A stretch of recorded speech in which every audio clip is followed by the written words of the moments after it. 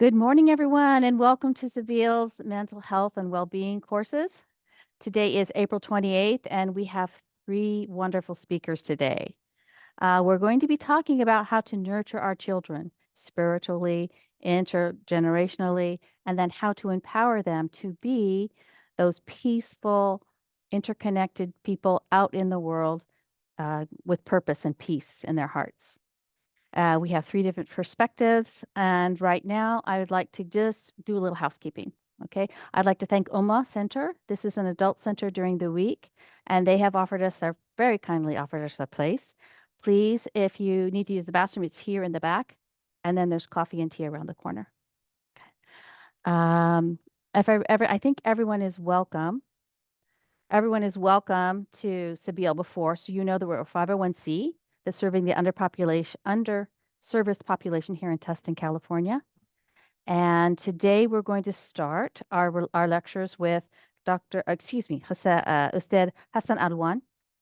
He works at the Rahma Center, and he also has recently started publishing papers with the Yaqeen Institute. And if you want to know more about what he's saying today, he published a paper with Yaqeen just this year, and it's at Yaqeen, YAQUEEN.com. And please support their work as well. Without further ado, I'd like to introduce Brother Hassan Alwan.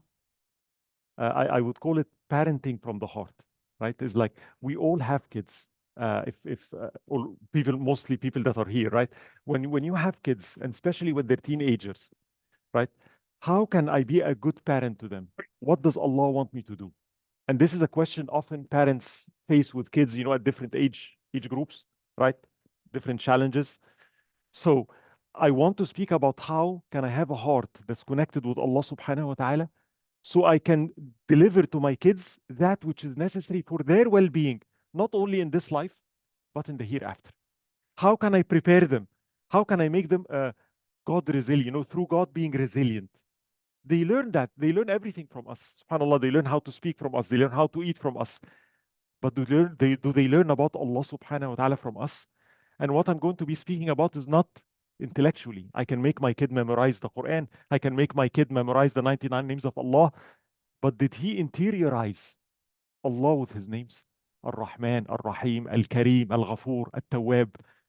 Does he have an experience from me that makes him interiorize that makes him relate, not only intellectually, no, but have an experiential relation with the divine from which he reflects on his relations with everybody else. That's inshallah what I intend to do. It's 45 minutes. I'll try to give you some points as has been announced. We did some papers and work on this. I'd be more than happy to discuss with you the details. But I would start with this. I would start my presentation with some basic spiritual pointers, right? Yani, what does Allah want from us when He gives us kids? He's the one that created this. What is the intent? What is the hikmah, right? So this is one.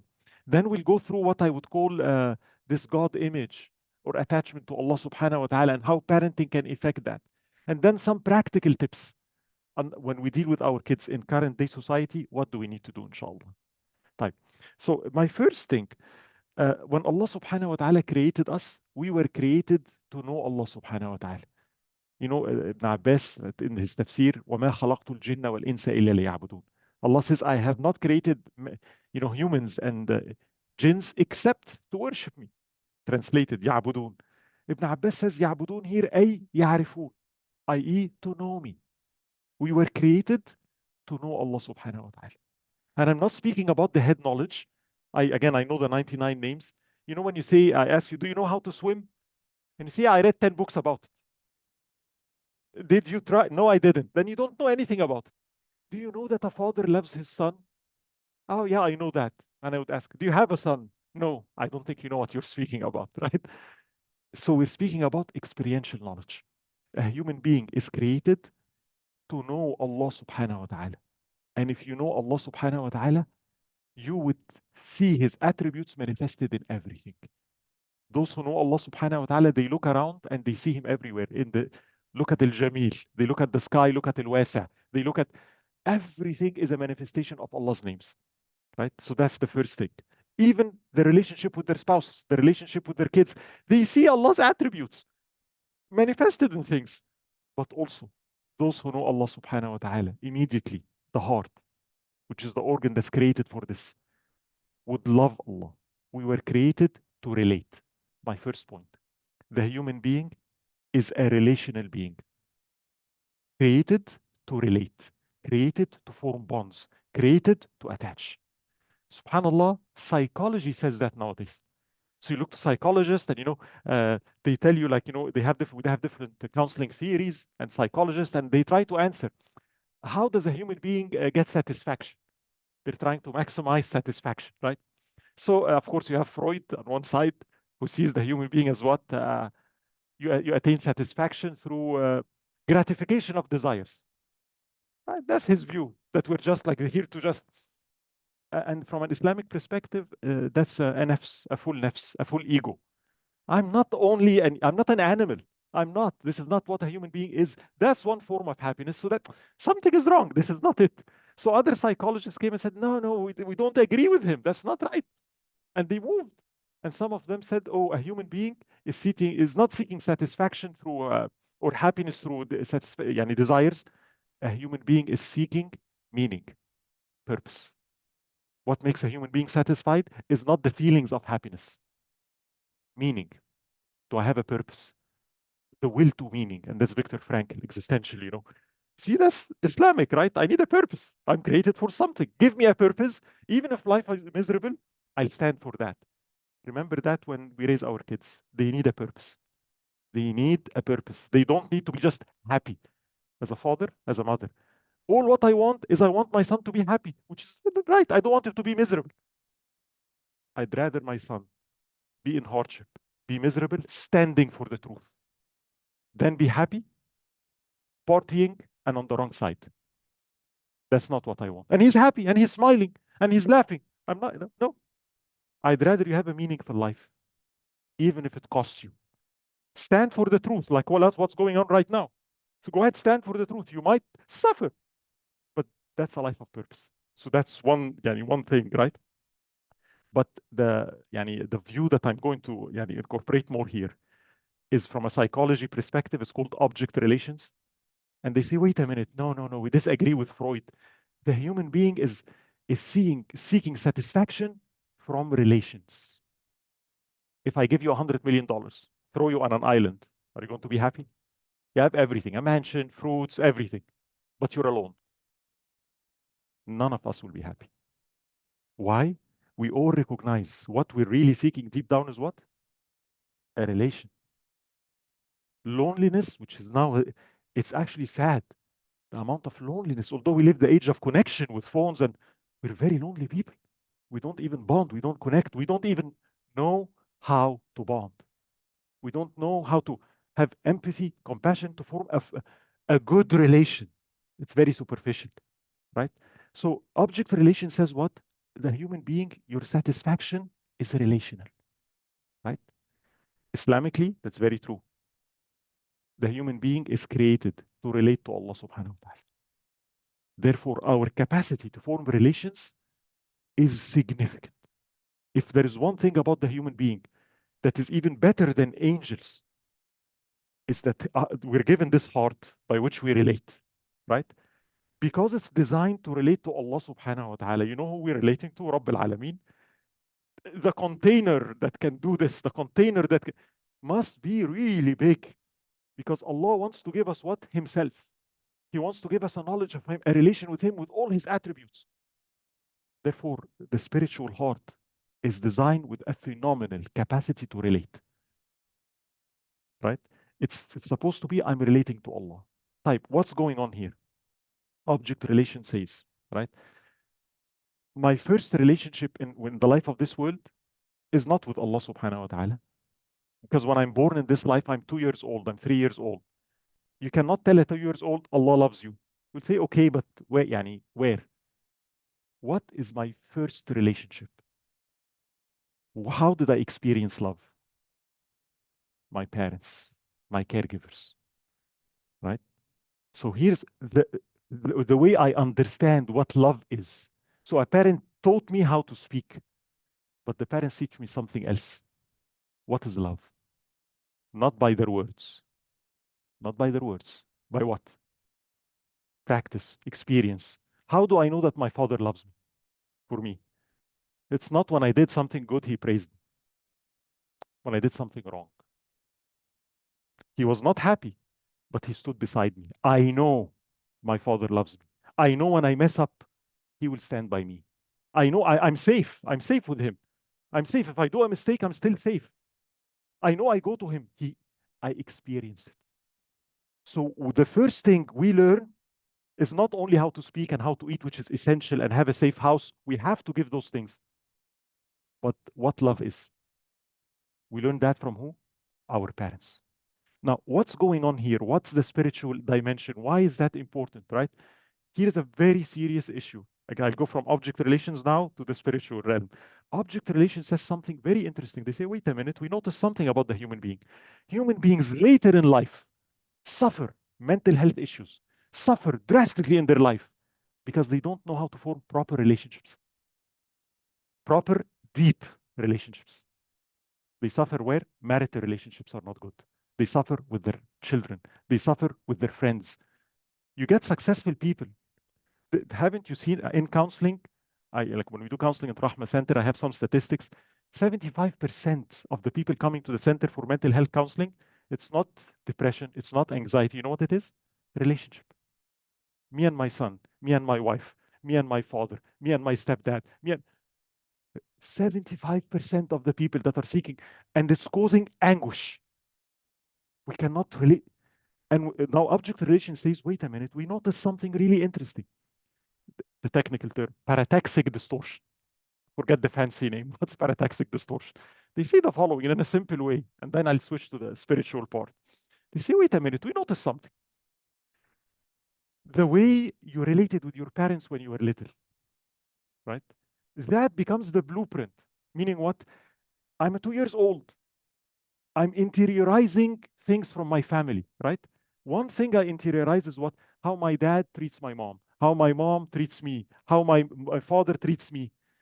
That model, I interiorize it, and it becomes a blueprint.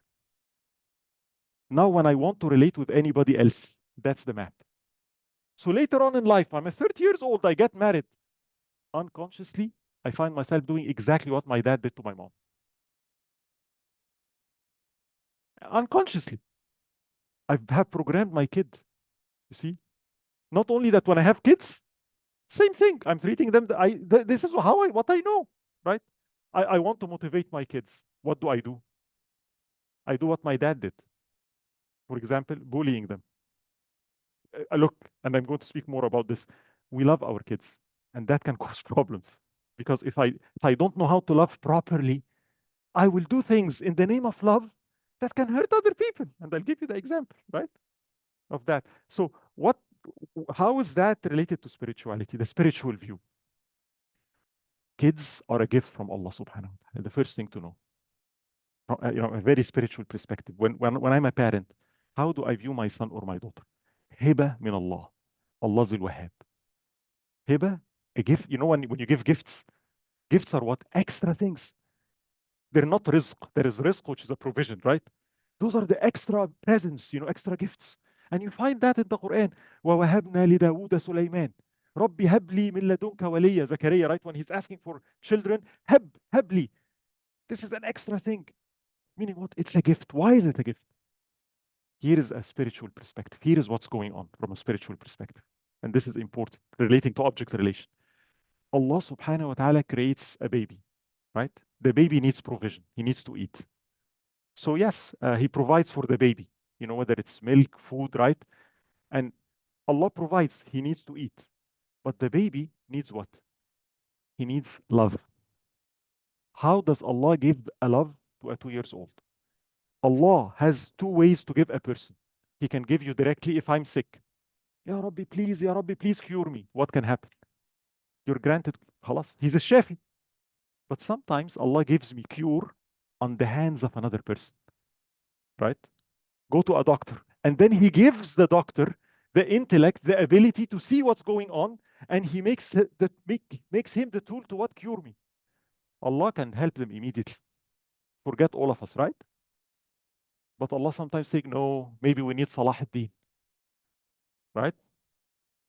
So he honors Salah ad-Din by what? You're the person that liberated Jerusalem. It's on your hands. That's an honor, right? You get the idea? So Allah gives two ways. One is direct, him to you. The other, through others. And there is a saying, Allah loves to give people on the hands of other people more than to give them directly. Let's contemplate on that. He loves doing that. It's an honor. So Allah says, well, I've given you a baby. I've given you a son, a daughter. That's not, the gift is not just the son and the daughter. It's something else, something in the heart. Look, I say this example. I'm not shy. I'm going to say it again. For me, for my first born, I had a daughter, and I still remember, when and I was like, I would prefer a son. Why? Because I know how to play with the boys, sword fighting, soccer. But a girl, man, they play with dolls, Barbies, and ponies and butterflies. I don't know how to do this, right? So I wanted what I'm not like that. I wanted a boy. Guess what happened when I got Aisha, my daughter? What do you think happened? The moment she's born, the first experience, she comes out and ask any parent the amount of love I felt for her. Where did that come from? Did she do something? Did I do something? That's Al-Wahhab. Allah puts in the hearts of parents. It's a gift. So he gives you the kid, and what does he give you? It's fitrah. Like, your heart is any father, full, any mother. I just loved her more than anything else. I've never seen her before. I love her so much. Now, love does wonders. Later on, the best aisle in Target for me is the Barbie aisle. Literally, right? And I found myself going, can I play with you? No, Baba, you don't know how to play with dolls.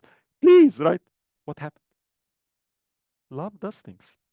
Where did I got to know Allah as Al-Wadud?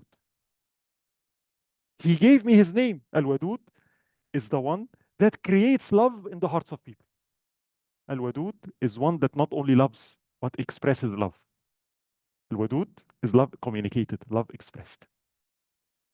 So when I got my daughter, Allah, I know, and that now when you tell me about Allah's love, tell me about Allah's rahmah. I quote the hadith of the Prophet sallallahu alaihi wasallam. If you tell me, yani give me an experience, how do I know that Allah loves me? How did he sallallahu alaihi wasallam do that? He pointed to a woman that was nursing her son, and he told his companions, do you see that woman? You see how she loves her son? He said, you think she can ever throw her son in hellfire? He said, no way. And what did he sallallahu alaihi wasallam say? Allah's rahmah, Allah's love for you is more than that woman for her son. I know how much I love my daughter. Allah loves me. Allah cares about me more than what I care about my daughter. I cannot express that in words. You have to know what that means, right? So He gave me that love. Now, object relations. What is my duty? Give that love to her. You got the idea? It's an amana, it's a trust. Like everything else, life is a trust. You're given strength, power, money. You're given love. You're entrusted not only to give her money. Tell her she's good. Tell her she's beautiful. Tell her you love her. Communicate. Show her experientially that she's loved. I've given you that. The problem is, here we go, right? Sometimes, because I love my daughter so much, love comes with what, by the way? Comes immediately with something else. Fear. Fear. I love my daughter, right? What happens? I'm so afraid for her, especially when I look around. No, no, no, no. She needs to have a good job. No, no, no, no, no. She needs to be a doctor, right? She needs to be an engineer. She needs to be like, I want her, she needs to excel. I'm not doing anything bad. I want her to be the best because I love her. I want her to be an A student. I want her to be the best person. I want her to memorize Quran. Anything wrong? But now what happens if I parent from a heart full of anxiety? I'm so anxious because I'm afraid because I love her. You see what's going to happen now, right? I need to protect her. I need to protect her. She cannot make mistakes. What will that lead me to do? Any guess?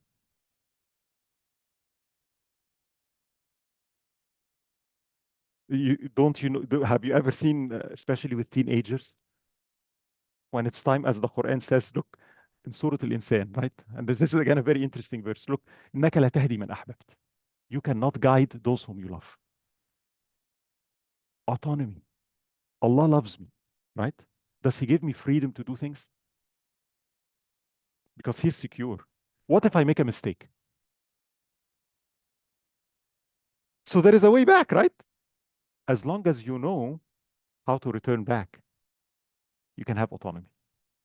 One of the very first things Allah taught us before He sent us to earth is what? Tawbah. Adam's story. What is it about? You're going to go down to earth. You have to take decisions. You're the Khalifa. You have to left, right, up, down, right? But guess what? You might make a mistake. But I want you to be so secure in making, because if I tell you, in my company, sometimes we have a tape out, a chip that's going out, and we're the designers. And they tell us the following: this tape out is costing the company $10 million. You think I'm going to try something new on this chip? No way. If I see a circuit that's working and it's a bad circuit, what do I do? Not changing it. I'm too afraid I lose my job. It's not okay to make a mistake. You get it? So if I will never try. So Allah wants to free the human being. No, no. You can try. You can make a mistake. But always know I'm at Tawab. You can always come back to me. And I will always love you. And it's easy to come back to me. The art of apologizing. The art of Tawbah. Something I need to communicate to my kids to free them. When I want to overprotect them, Allah doesn't do this with us. He lets us He gives us an opportunity to slip. Because in slipping, we learn about ourselves and we learn about Him. As a parent, the number one thing I need to teach my kids, the art of what? Tawbah, the art of standing up. Like I always say, martial arts. You go for a martial arts lesson, the first lesson is what? It's not flying kicks, it's not punches, it's what? How to fall down. What? So they basically, you might be in a fight, somebody might beat you. You need to learn how to fall with grace so that you can stand up again. Get the idea? That's what I need. My kids need the most. The freedom, the autonomy. You can make decisions. But no, I'm there. No, I will forgive you. I have to let them make some decisions. I have to be tolerant of mistakes. I have to understand what Allah told me. I cannot guide those whom I love. Can't. They have autonomy. I'll try my best, especially when they're 8 and 7. But after a while, لا حول ولا قوة إلا بالله. I submit, I surrender to that. Right? So I need to convey love to my kids. When we're not careful, it comes in the form of what? Over rules, punishment, control. So when my son comes and says, Baba, I got a C in an exam, and I want to motivate him, what do I do? A typical thing. I want good for my son. See, you fool. That's what you get for playing all day. And those video games you have, you're such a dumb kid. You will be nothing. You'll be homeless. You'll be this. And you ask, why are you doing this? What does the father say? I'm pushing him. You just destroyed his idea of self. You told him what? You're nothing. Remember? So now what's my image of myself? What did I learn from my dad? I am worthless. I'm not good. If I don't perform, I don't get love. Later on, when I'm relating to my husband, I find myself what? People pleasing, trying to always perform.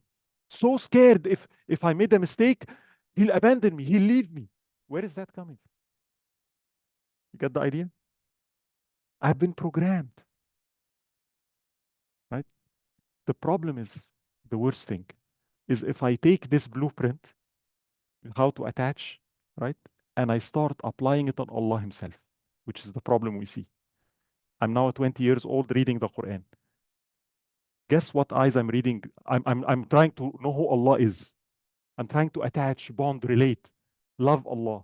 But the definition of attach, bond, comes from my father and mother.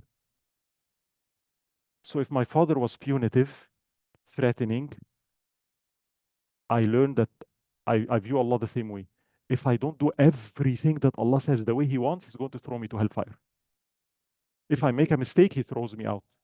I don't think I'm lovable because I have mistakes. You get the idea? So my image of who Allah subhanahu wa ta'ala is and His attributes got distorted through my relationship with my parents. I hope it makes sense to you. So we learned two things when we did this research about God image. God image is what is a very simple thing. Parents were entrusted to deliver the gift of love to their kids. Do it properly, and love doesn't mean I love you when only you're good. No, you make a mistake, I'll teach you. You come to me. I'm your dad. You know, the example I always gave and I share with many people. Again, I learned that from I learned it from my daughter. SubhanAllah, I learned about Allah from my daughter from 2 years old. When 2 years old, wearing a diaper, right? And then the diaper leaks. What happens? She was so shy, so she started hiding from me, thinking what, yani, Baba's not going to like me because, I don't smell good. So she started going away from me, hiding from me. As a dad, what should I say? Because you have a leaky diaper. You come to me. I'll fix it for you. You get it? Do you think I only love you when you're clean? No, no, no. Because you leaked, because you have a problem. Come, so I will fix it for you, and I'll make you smell good again. When I make when I have a leaky diaper in life and I mess up and I do something haram, is that how I view Allah? He's the first one to go to. Because I know, Ya Rabbi, I made a mistake. وَمَنْ يَغْفِرُ الذُّنُوبَ إِلَّا اللَّهِ. I run to you, help me with it. If my dad taught me that, I see Allah the same way. But if my dad was, you fool, you didn't see anything, the diaper is leaking, why didn't you tell me? And no, I can't tell my dad, he's the last person. Later on, same thing. When I'm making a haram thing in life, I never go to Allah because I have to fix it myself first. And not right. You get the idea? Is that clear? So the number one thing, motivation. There is a different way to motivate kids than, again, this bullying and I would call it shaming. Shaming is what? You're bad. It's not what you. So let's say I got a C in my class. How would my father do it? My father would tell me the following: Hassan, you got a C? How can you get a C? You're such an intelligent boy. What happened? That's beneath you. You can easily get an A, my son. How can you get a C? Right? What happened? Can I help you? Because you can be, I know you. What is he doing now? He didn't say it's okay to get a C. Did you notice that? But how do I feel about myself? You get it? He's upset. He's still upset.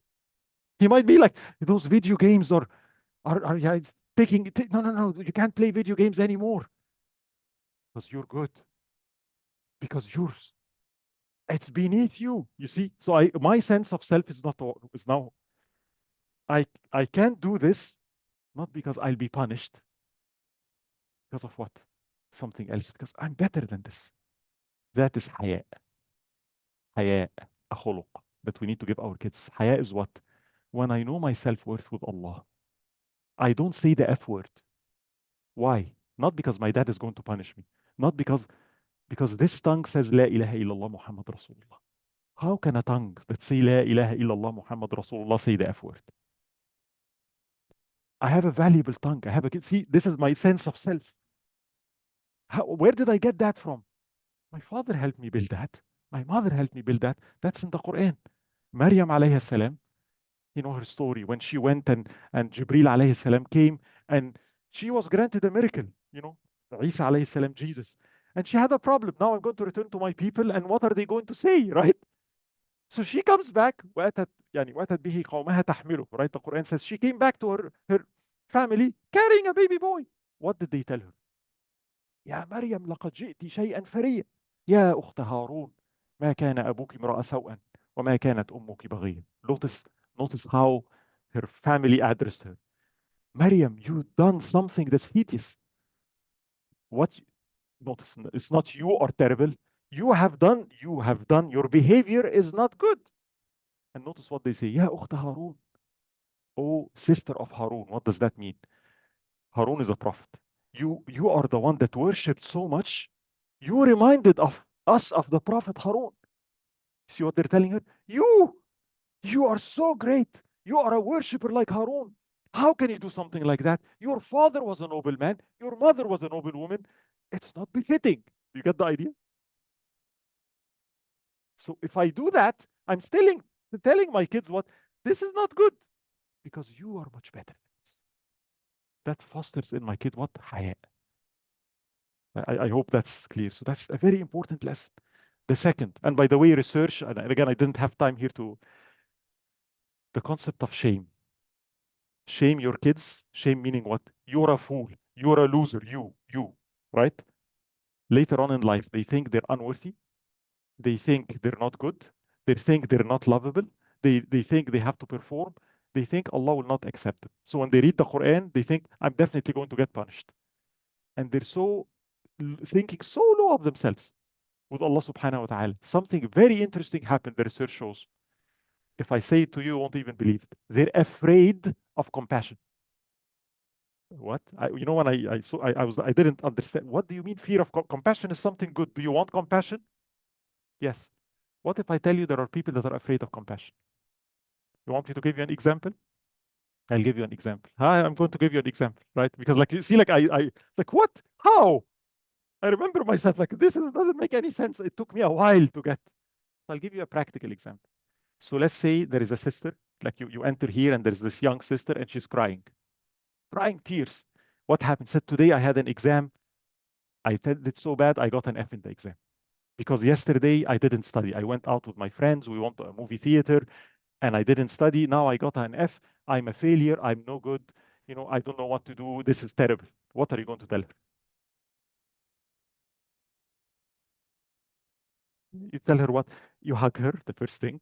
Sisters do what? What's the first thing you do? It's not words. You do what? I hope you understand what I'm saying. What my kids need is not just my words, right? It's the experience. You give her a hug. And then what do? No, no, it's okay. Inshallah, khalas. No, no, we'll study. Are you saying that it's okay that she went to the movie and didn't study? No, no, that's not what I mean, right? I'm telling her it's okay. It's people make mistakes. It's okay. You're still a good person. You can still study, and you can still yeah, come on, right?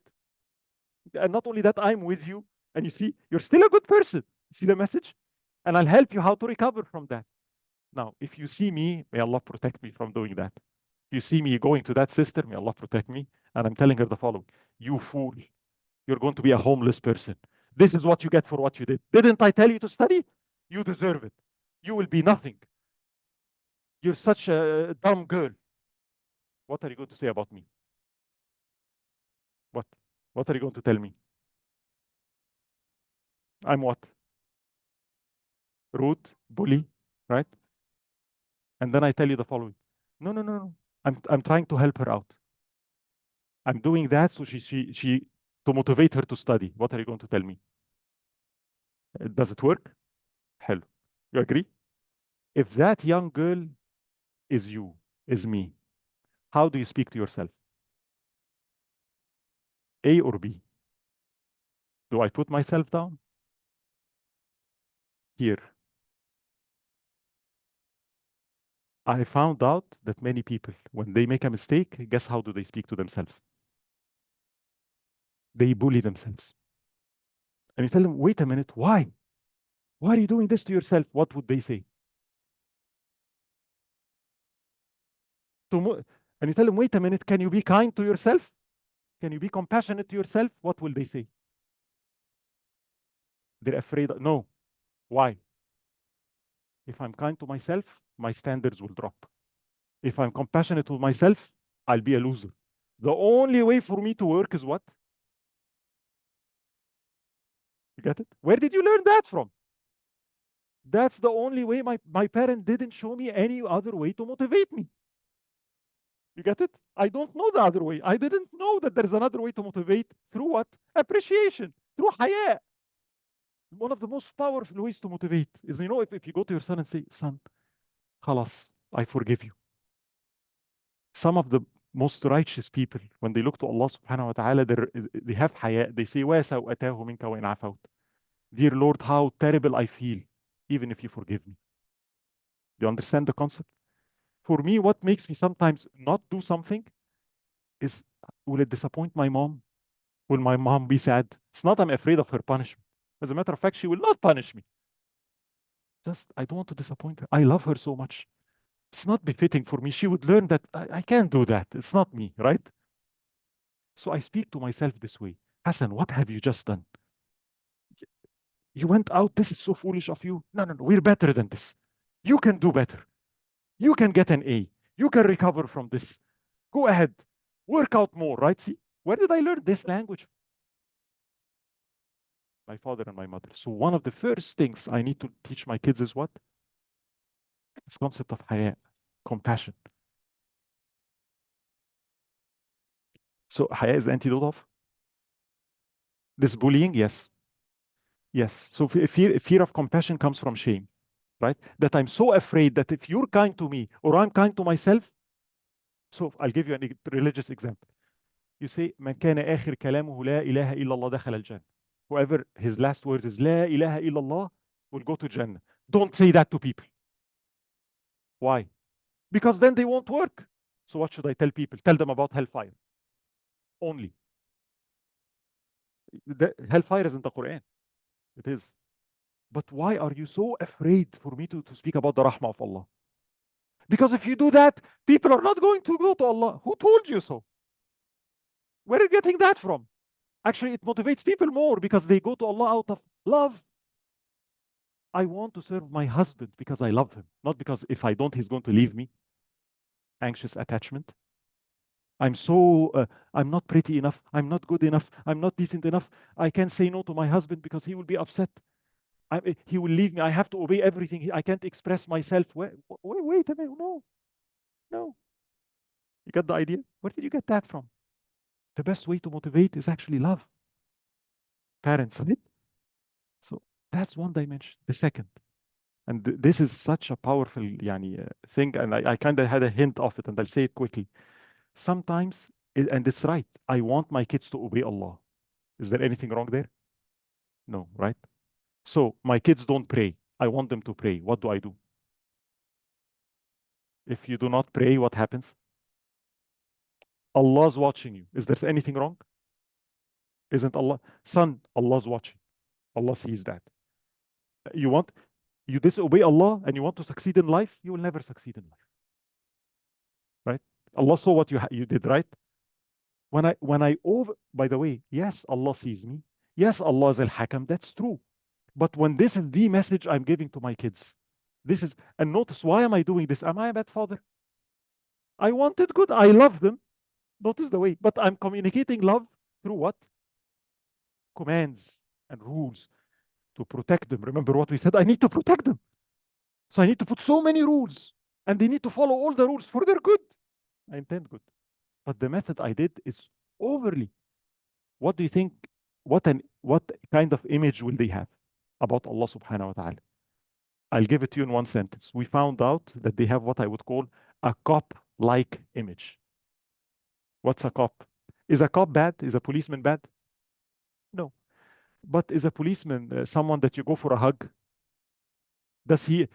You drive wrong, he gives you a ticket. Does he help you to learn how to drive? No. So you learn on your own. But I'm there, I'm watching. You make a mistake? So that's my role. I'm here to catch you. I hide and have my gun waiting to got you, ticket, right?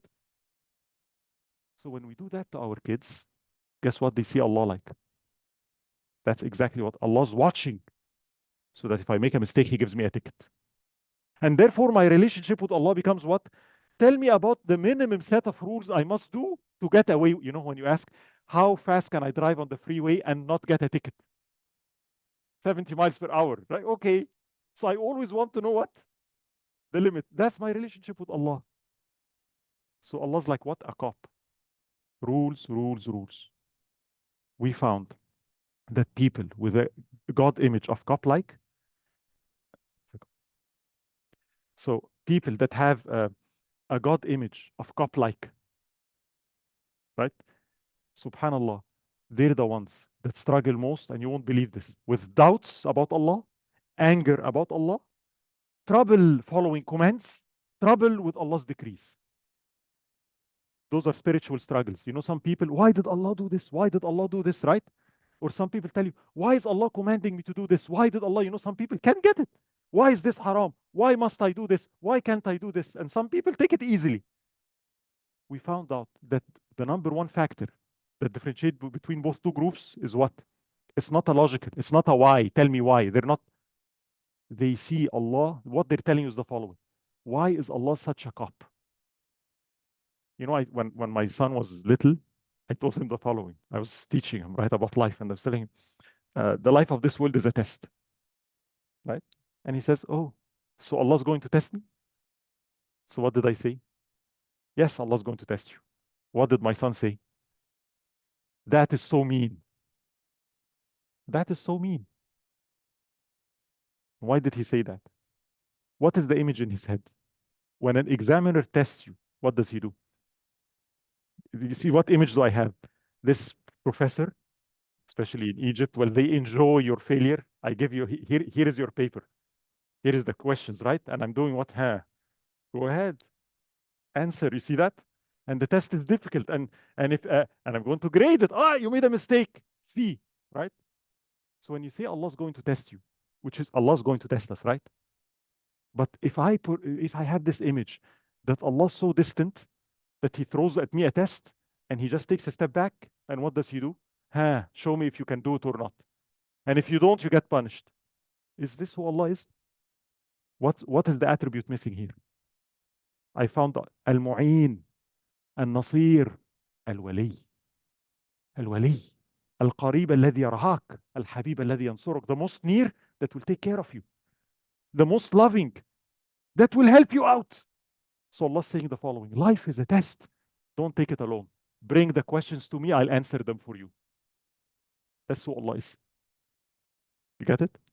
But if I view Allah subhanahu wa ta'ala as a distant cup that does not help, that does not take care of me, does not nourish me, does not let me go.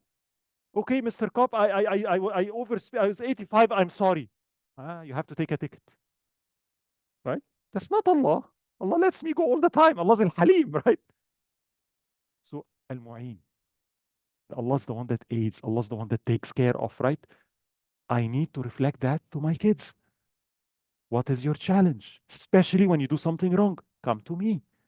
I'll help you. That, if they learn that from me, they take that to Allah subhanahu wa ta'ala. I hope it's making sense what we're saying.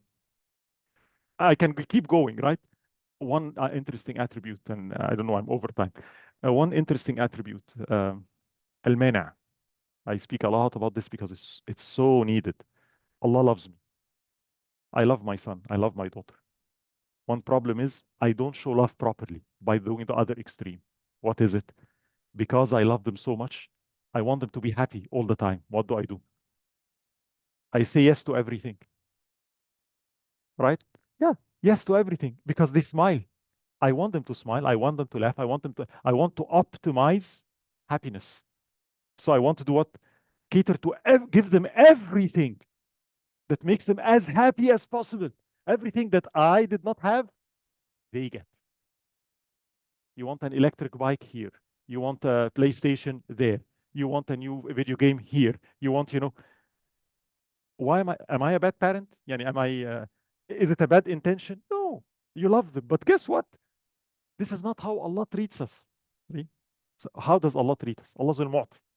He's the giver. He gives, and he gives so generously, right? Gives, always giving. Yet al-Mu'ti comes with the opposite, al-Mana'. He's the giver, and he's what's the opposite? The one that holds, hinders, prevents, impedes. What does it mean? I want something. Allah's going to say, and I'm going to stand and not let you have it. It's not only I'm not going to give it to you, I'm going to make sure you never get it.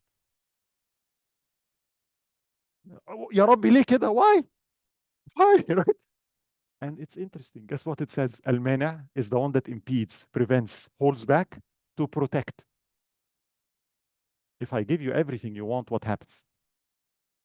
that son or that daughter that gets everything he or she wants, don't they become a spoiled brat? Don't they become entitled? Do you see entitlement in this generation? They don't appreciate anything because everything is their right. No, it's a privilege. It's a privilege. By the way, even with Allah, why didn't Allah give me this? Wait a minute. You know, one ayah in the Quran, أَمْ لِلْإِنسَانِ مَا تَمَنَّى. Allah asked this question for all of us. Is it that the human being gets what he wants? Did Allah say in this life, okay, I want to be healthy? Anything bad? No. I want to alhamdulillah, get married and have healthy kids. Anything bad? I want people to love me. Did Allah say I'm going to get this in this life? Did Allah promise me that I'm going to be healthy? Allah asks, since when? Who are you to think that you're so entitled that whatever you want, you can do? Why can't I do this? Why? It's my body. I can do whatever I want with it. Really? Really? It's yours? Yours? It's not even yours. But because Allah's generous, you think it's yours. It was an amanah, it's a trust. Nothing is yours. Why can't I drink this? Why can't I live here? Like I go to my work and start telling him, hey, I don't like the colors of the wall. I'm going to paint them. It's not your house. Hey, there is a phone on my desk. I'm going to make long distance call to Egypt. No, it's not your phone. You see? Why can't I use the phone? What? You're so who you think you are? You think you can do whatever you want in this company? It's not yours. So Allah asks, أَمْ لِلْإِنسَانِ مَا تَمَنَّى. You don't get to do whatever. Do I get whatever I want? You know what Allah says? He says, yes. Not in this life. In Jannah. لَهُمْ مَا يَشَاءُونَ فِيهَا وَلَدَيْنَا مَزِيدٌ. In Jannah, you get whatever you want. And we have more. There is a place where whatever I want, I get. It's not here. It's my home. At work, I don't get what I want. At home, you're free to do whatever you want. You get it? So with kids, when I treat them that they get everything, and I am just the means by which they get what they want. You know what image that is? I'll have a name for it. You know Alauddin, the magic genie lantern? You know this magic genie? Like you rub it and the genie comes and what does he tell you? What do you wish for? And you say anything and he gives it to you. Would you like a magic genie lantern? No. You know why? Because as a kid, if Allah gives me everything I want, I will destroy myself. I don't know what I really want. I want him, Ya Rabbi. If I ask you something and it's not good for me, please do what? Don't give it to me. That makes me feel safe to ask. The only reason I make dua for everything is because I know Allah's al-Mana. So therefore, I'm free to ask anything I want. Anything. Because I feel safe. If it's not good, he doesn't give it to me. Because he loves me. Right?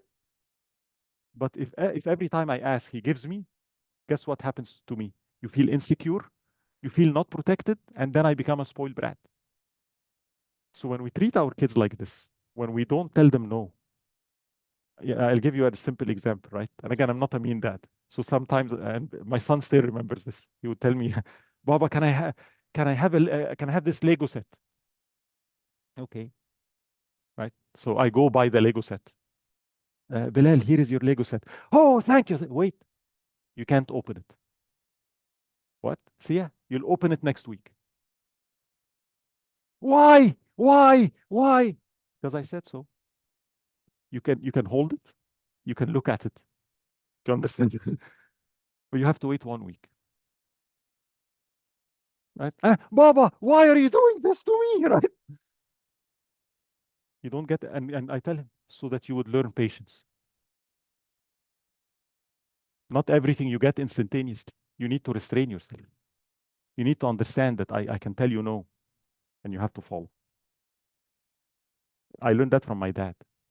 Wallahi, sometimes I still remember it. I still even remember the toy. Young kid, saw this Roman helmet, plastic helmet, and a Roman sword, and a shield. Baba, I want this. and it's very cheap, like $10. And he comes and says, no. And here is $100 in my pocket, right? And my answer is no. Lee, why? No. And he leaves.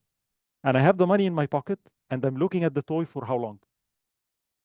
Why is he doing this? At the time, I didn't understand. Why is he doing this to me? He's so generous. And you know what he taught me?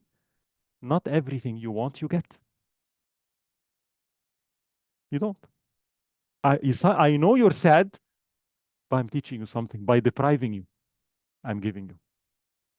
I'm giving you a khuluq. I don't want you in life. That helped a lot. Because my ability to restrain now, and as I see a new laptop, I don't need it. I see a new electric car. My car is good enough. I have the money. I don't need to spend it. Got it? So again, and we get that from Allah, right? So I'm supposed to do that with my own kids, right? I'll finish with one attribute that I think is also crucial for our kids.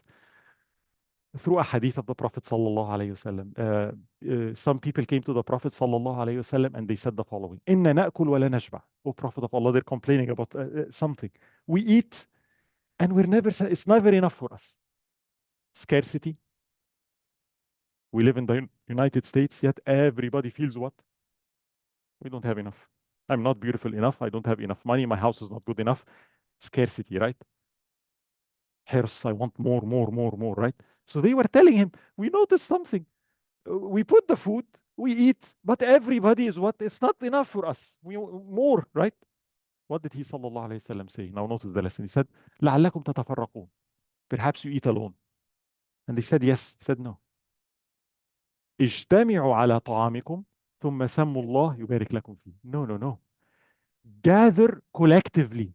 Eat together. And say Bismillah. And Allah will put barakah in it. Allah's al-Jami'. One of his names is the one that gathers, the one that collects. Right? Al-Masjid is called al-Jami'. Right? Allah subhanahu wa ta'ala yajma' al-nas.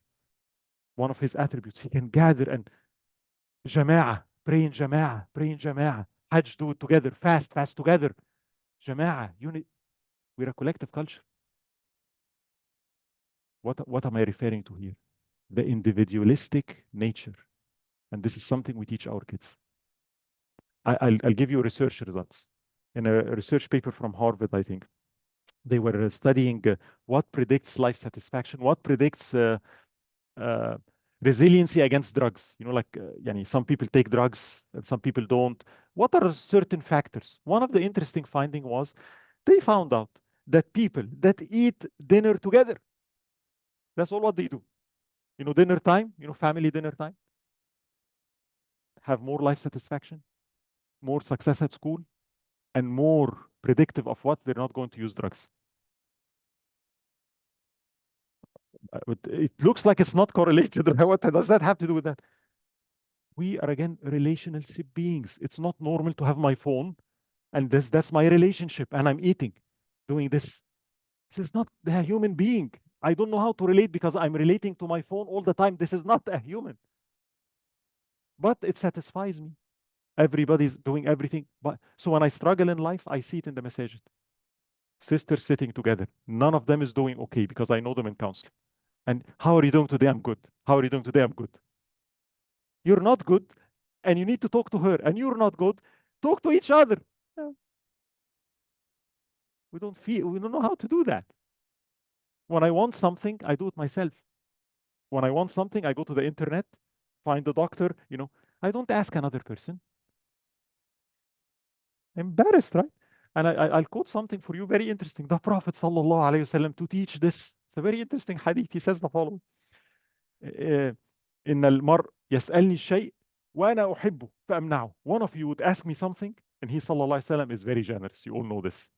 He gives, right? He said, but one of you would ask me something, and I love this person, and I would decline. I would tell him no. Answer is no. I'm not going to give it to you. ليه? Why? He said it. حتى تشفعوا فتؤجروا. What does it mean? So that you would intercede and advocate for him, so that Allah would reward you. What does that mean?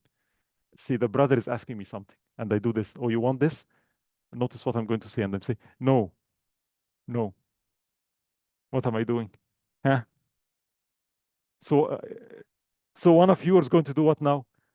Help by doing what? Why don't you? He's such a good brother, right? Now, what does that? You're getting rewarded from Allah, right? See, but how does he now relate to you? Thank you so much. See what happened? So sometimes I don't want to just, I, I will prevent. You will not get until you do what? Talk to each other. If you, and that's why sometimes we want things from Allah, and Allah will say, no, no, no. But why no? I want you to talk to each other. You will not get it till you do what? We need to be more of a collective culture. It's too individualistic. Everybody's by, and I'll tell you this, life is too difficult when you're alone. It's not meant to be this way. Raising my kids, you know what's the problem? And then do it this way. And I told that to Imam Uthman. We didn't write that in the paper. In our countries, in a big collective family, let's say the dad wasn't available, meaning what? He was so busy, right? So I missed my father figure. He wasn't there for me. I won't feel I'm abandoned. Why? My uncle is there. My grandfather is there. My khal is there, right? You see, my teacher is there. So they will compensate. So if there is an attachment wound, I can get it from, I have so many figures to learn from, right? My mother wasn't very compassionate. My aunt is. So I got it. I not from, in the United States, it's the dad and the mom, and that's it. You know what it means? You better be a super dad and a super mom. You get what we're doing to each other? It's impossible. It's very difficult. I can't. I need help. I have mistakes too, right? So when we attempt to do everything for our kids by ourselves only, we're teaching them individualism, and it's such a heavy burden. It wasn't intended to be this way. We need each other in raising our kids. Takes a village. This collective culture, we really need that. And Imam Uthman has a paper, and and this is again interesting. What predicts religiosity? Meaning what? I want my kids to be religious when they grow up. Is it Sunday school? Is it the Quran? Is it, there are a number of factors, which one predicts that they will stay religious? The number one predictor was what? Their friends. Their friends. Meaning what? He memorized Quran. Who's his friends? He goes to public school. Who's his friends? They're not Muslims, they're this. Yeah. And the opposite. He weren't great, but he was surrounded with good Muslim people. Guess what? He'll probably be religious. We need each other. Wallahi, we can't stand by ourselves, especially in this age. What's happening in Philippines? We're not few in numbers. Isn't that what the Prophet ﷺ told us? You're so many. We're so many, but what? We're so divided. Everybody asks, even the question is wrong. What should we do? It's a we, right? And that's something we need to be also teaching to our kids. Final point, teenagers, especially, right? Autonomy. They need they need to try. I should not be as threatened. To comfort parents, look, Allah loves your son and loves your daughter more than you. Know for a fact that if my child has an iota of goodness in him, may Allah protect all of them. Even if he goes astray somewhere, right? Allah will bring him back. The best thing you can give to your children is your own taqwa and your own ihsan. وَلْيَخْشَى الَّذِينَ لَوْ تَرَكُوا مِنْ خَلْفِهِمْ ذُرِّيَّةً ضَعَافًا خَافُوا عَلَيْهِمْ فَلْيَتَّقُوا اللَّهَ. Those who are afraid that they leave behind them, kids, and the society is so bad and they're not capable. I'm scared of them. What did Allah say? You have taqwa. If I'm good with Allah, if I have taqwa, Allah will protect. So calm down.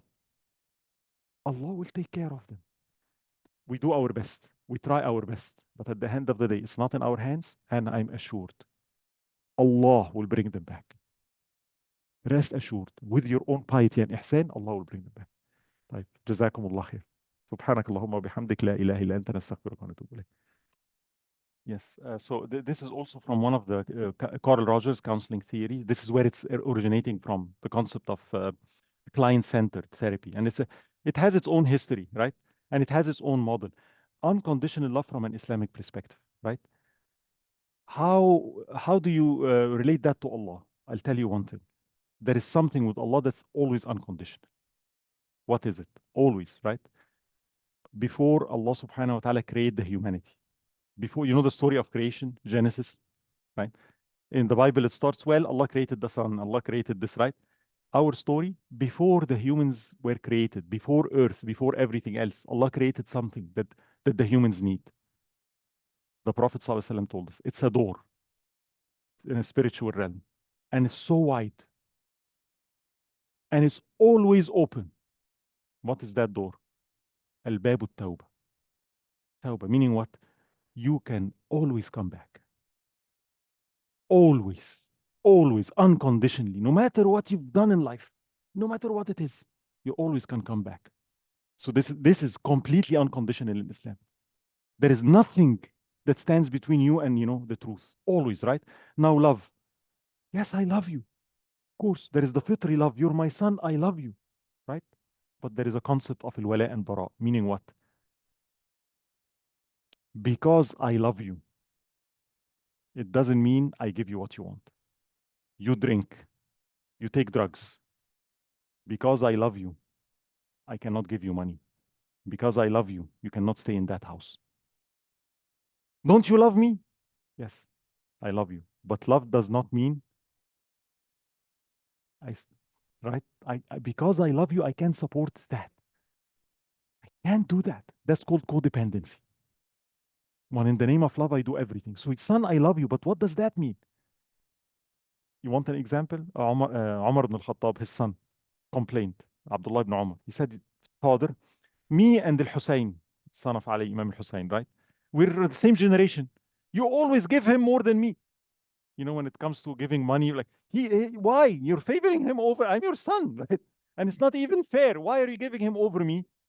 And the response of Umar ibn al-Khattab, notice this, why he said the following. Because he is better than you. His father, Ali ibn Abi Talib, is better than your father. His mother, Fatima, is better than your mother. And his grandfather, Muhammad sallallahu alayhi wasallam, is better than your grandfather. So love in Islam. I love you, my son. You insult Muhammad sallallahu alayhi wasallam, what happens? I will stand against you.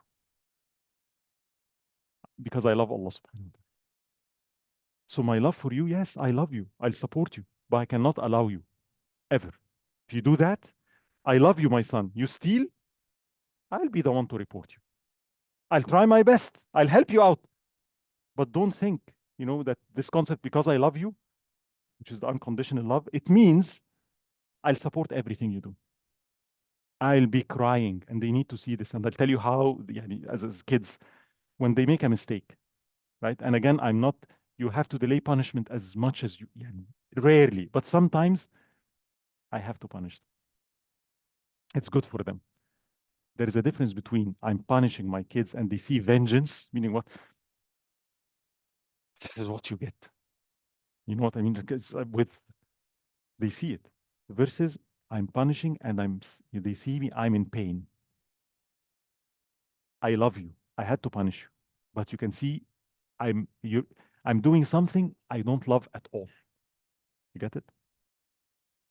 I hope it answered the question, right?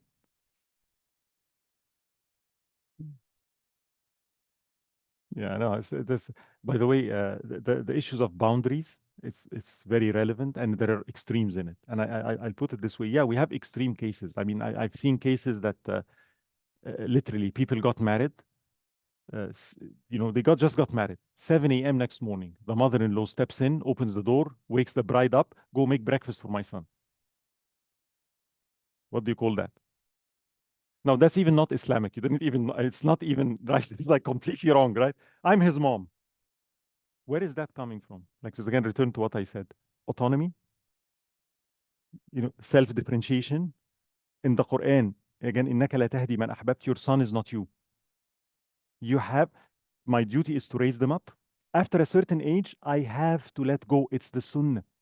And yes, Allah's going to, they have to make their decisions. Sometimes parents, they're overly involved for other reasons, because sometimes it's what we call fusion. Me and my son are one. No, you're not one. You're not. He can have a different opinion. He still loves you, right? Learn to differentiate, right? You can love him. That's the missing piece. So when we speak about boundaries, this comes from yani the word used is in structural family therapy by Mnuchin. He's the one that introduced the concept of enmeshed, what a relationship is enmeshed, or the boundary, are they transparent or not, But it's used in two extremes. The Western extreme, which is not right, put boundaries. Oh, my dad has something I don't like. Put him in his place. Just no, right? He's my dad. There's some accommodation. And people misunderstand. Putting boundaries does not mean cut the person off. So people think putting boundaries is what? Don't speak to that person. That's called a cut-off relation. Boundary is what? I still speak to you. I still have a good relationship with you. But there is limits. We're clear on what's acceptable and what's not. Right? Now, the Islamic definition is a little bit different than the Western.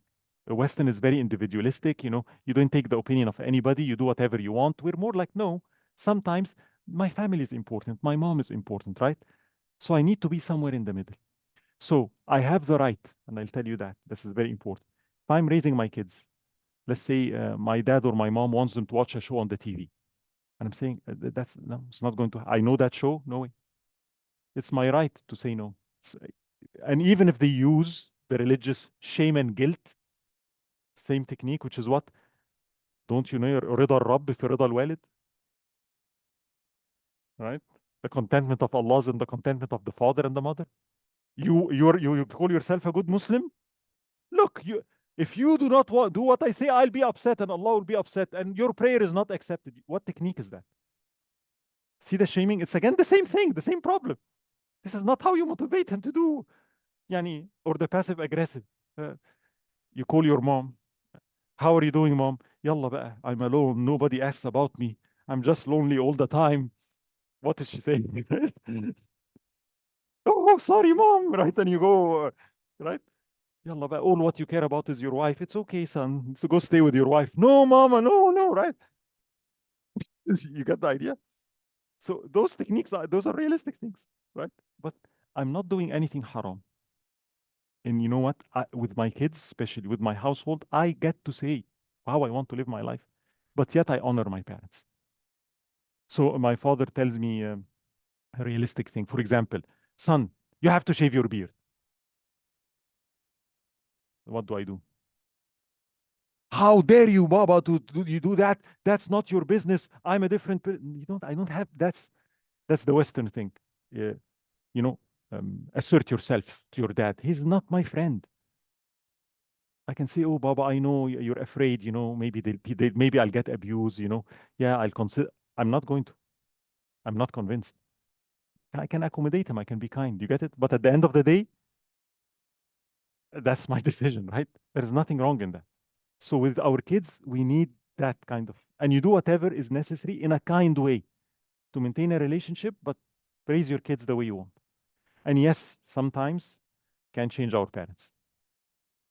And sometimes you just have to accept them and remember, قُل رَبِّ ارْحَمْهُمَا كَمَا رَبَّيَانِي صَغِيرًا. That's all what you have to say, right? Yeah. So again, this sometimes happen. They grow up, they form an opinion, right? So first they have once they grow up, Allah gave them the right to be whatever they want. So one of the things that Allah, the first amendment in the United States, freedom, right? Right? Freedom of speech, right? Yeah. So in Islam, our first amendment is what? The freedom to choose any religion you want. Meaning what? So even if it is not, if they grow up and they choose not to be Muslims, do you think I will be happy? No. Do they have the right to do that? And that will make me cry. But Allah's saying what? That's the right. It doesn't mean I agree. You get the idea? So they can form opinions later in life, and it can be about me. And let's say they come, Baba, why did you do that? Right? I have to know. Allah's al-Jabbar. This is very important. I'm not a perfect father. I'm not a perfect mother. Psychologists say what is important is a good enough mother. Notice, what does good enough mean? It's not a perfect mother. Was I good enough? Right? So, and Allah's al-Jabbar, I would tell my son, yes, sometimes when I didn't know, I tried my best. My intention was good. I didn't know any better at the time, so this is what I did. But if I was sincere, if I was truthful, if I was connected to Allah, Allah is al-Jabbar, the mender. He can mend my mistakes. So I might do something that's not right, technically, but I'm a very sincere person. And Allah comes and does what? Fixes it for you. He fixes. So for my kids, yeah, I'm sorry if it's really true, right? And I'll tell them my intent was always good. And overall, I did that which is bad. But overall, was I good enough? Didn't I love you? I really care about. I had good intentions. I didn't know any better, right? So also they need to see that I'm able to do what I'm humble enough to say, yeah, I'm not afraid to say in front of all of you, I made mistakes with my kids. And you know what? It doesn't scare me. Why? I know Allah's al-Jabbar. Remember? Because I know that I'm not I'm not so anxious. Else I won't be able to parent them. I'll be too terrified to do anything. How can I decide if Allah's not yani, Allah can fix things. Go ahead. And if you make a mistake, there is tawbah. Go ahead. Allah's there. Don't be afraid. He can compensate for you. I'm relaxed. So I'm not threatened. My son tells me, you know what, I disagree with this or that was not a valid. It's okay. And even if I differ, I say, I think it is, you think it's not. I'm glad that you grew up to form an opinion and you're a different person, right? What? ده نعم. بر الوالدين, remember, it's about the way I talk to them. Meaning what? If you obey them and you're harsh, that's not bir. Bir is what? To my best ability, I will cater to you, as long as it's not against what I believe. So if you, again, I'm giving you think that let's say my father and mother thought send your kids to public school, that's better because public schools in Irvine are great, and okay, that's an opinion. That's an opinion. I think I'm going to homeschool. No, no, no, no, you can't do that. They will be this, they will be that. طيب, بر الوالدين means what here? Should I follow what they say? But if I say, Baba, you don't know what you're speaking about. You don't live in the United States. Stop, I'll do whatever I want. Is that bir? You got it? Bir is going to be about what? Am I going to be patient? Am I going to listen to them? Am I going to try to accommodate? Am I going to? That's bir. Not just follow. Again, in the threat, if you don't do that, it means you don't respect me. No. Is it right?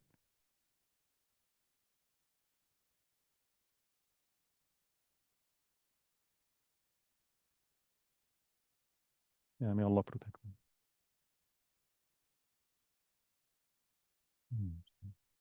Allah understand. Allah understand.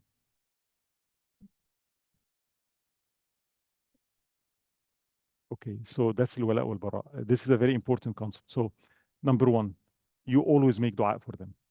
Always. Always. Never stop. Ever. No matter what they did. Right? Always make dua for them. This is, when you say unconditional love, I'll be on my prayer mat 2 a.m. in the morning praying for you. That's love. Right? Two, when do you disown them? When, from an Islamic perspective, when do you say, no, what? That's that. There is a difference between somebody. So let's say somebody become an atheist. That's horrendous, right? That's something that's right. So in Islam, there is a ridda al-muta'addiya wa ridda al-qasira. Somebody becomes an atheist and says, that's my belief, it's on me, right? That's still, by the way, still very bad, right? But I respect you. I'm not going to. Versus, yeah. وكلكم مسؤول, right? Yeah.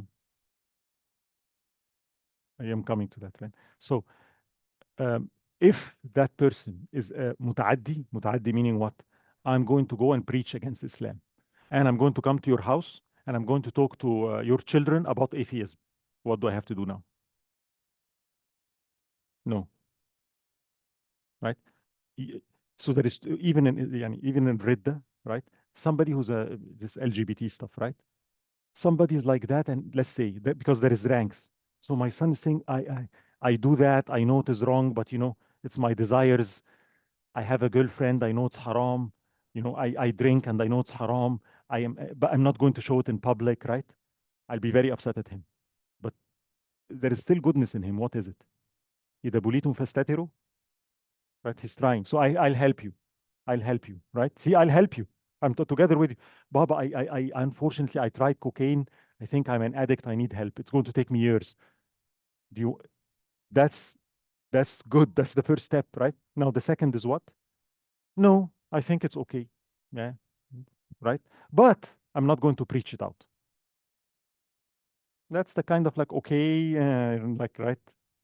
The third, which is what unfortunately people do nowadays, not only it's okay, I'm going to, it's in your face, in your house. In, no, from an Islamic perspective, that's when you, right? And it's a very fine line. And again, this is al-wala wal-bara. This is very important in Islam, right? The ability at a certain point, I must know my red lines and I must convey to my wife, right? And to my kids. There are certain lines if you cross, I love Allah subhanahu wa ta'ala first and most. And I love the Prophet sallallahu alaihi wasallam more than you. I'm not afraid to say that to my son. Don't even try to come there, right? Remember Omar with his sons, like, he's better than you, his dad is better than you. See, that's proper wala and bara, right? If you stand against Allah subhanahu wa ta'ala, I'm against you. I will impede you. If it's necessary in a battlefield, I'll be fighting you. And we had examples like Abu Ubaidah ibn al-Jarrah fighting his father. That's not an easy thing. Do you think he wanted to? But you come in the battlefield, you want to hurt the Prophet sallallahu alayhi wasallam, I'm standing right there, right? Now, كلكم راعي وكلكم مسؤول عن رعيته. Correct. For what age? So if he's 13 years old and he says this, I'll put my feet down. Those are the things, when you say control, that's what you control, right? And I would tell him, you're 12. Sorry, no, right? I'm putting my feet down. I'm taking this away. I'm not going to give you money. I have to. Why? Because you're my trust. But when he's 30 and he's 40 and he's his own self. So again, I'm practically speaking, it's different in the United, and this is a big problem. It's a huge problem because I'm going to tell you, we see a lots of this. We see now an 8 years old coming and saying I'm bisexual. Like, excuse me, what? 8 years old? Like, it's no. It's like, so just around that, one of the things we figured out at Rahma Center, at least, counselors, they're chained. If you're a counselor, you are not allowed to do, yeah, you have to support, and woe unto you if you didn't, right? You can lose your license and there is consequence. So if somebody comes and he's gay or lesbian, reparative therapy is outlawed. Now it's not even if he comes and tells me, I want you to help me, you can't, right? So what do we do? So what I'm concluding, we need to say we have counselors that have a counseling degree, but no Islam, and then we say this is not BBS compliant counseling, this is pastoral counseling. You see, I wear a different hat. So I'm going to use CBT or whatever, but I'm not a BBS compliant. That's what we need.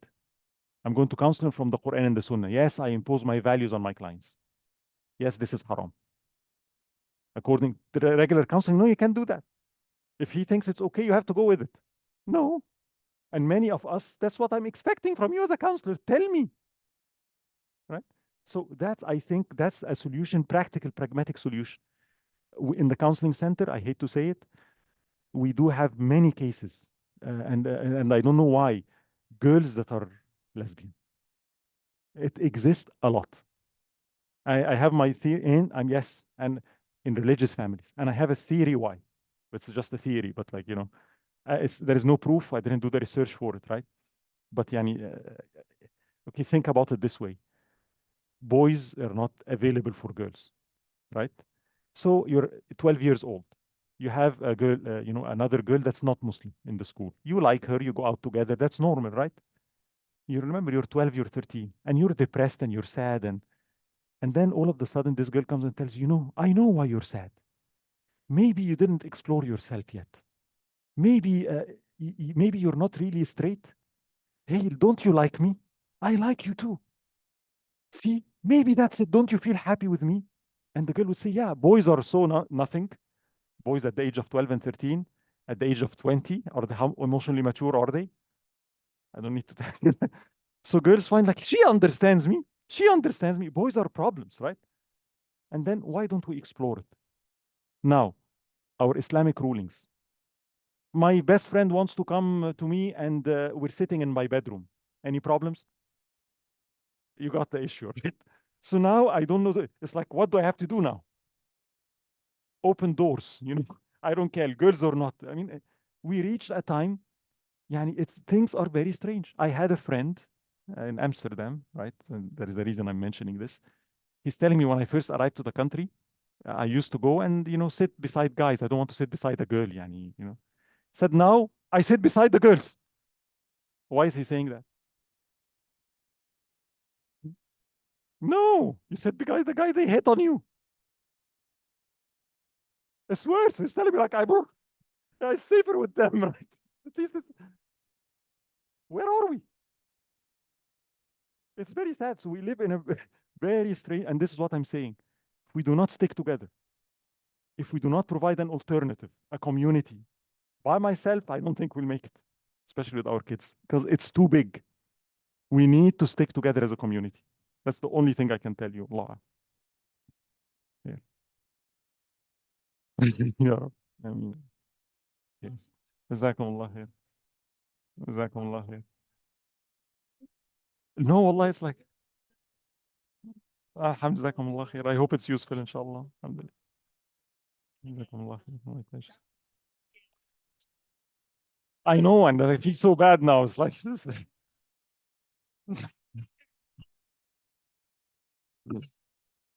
لا لا جزاكم الله خير. It's not والله حبيبي.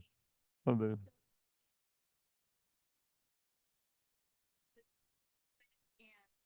Spain.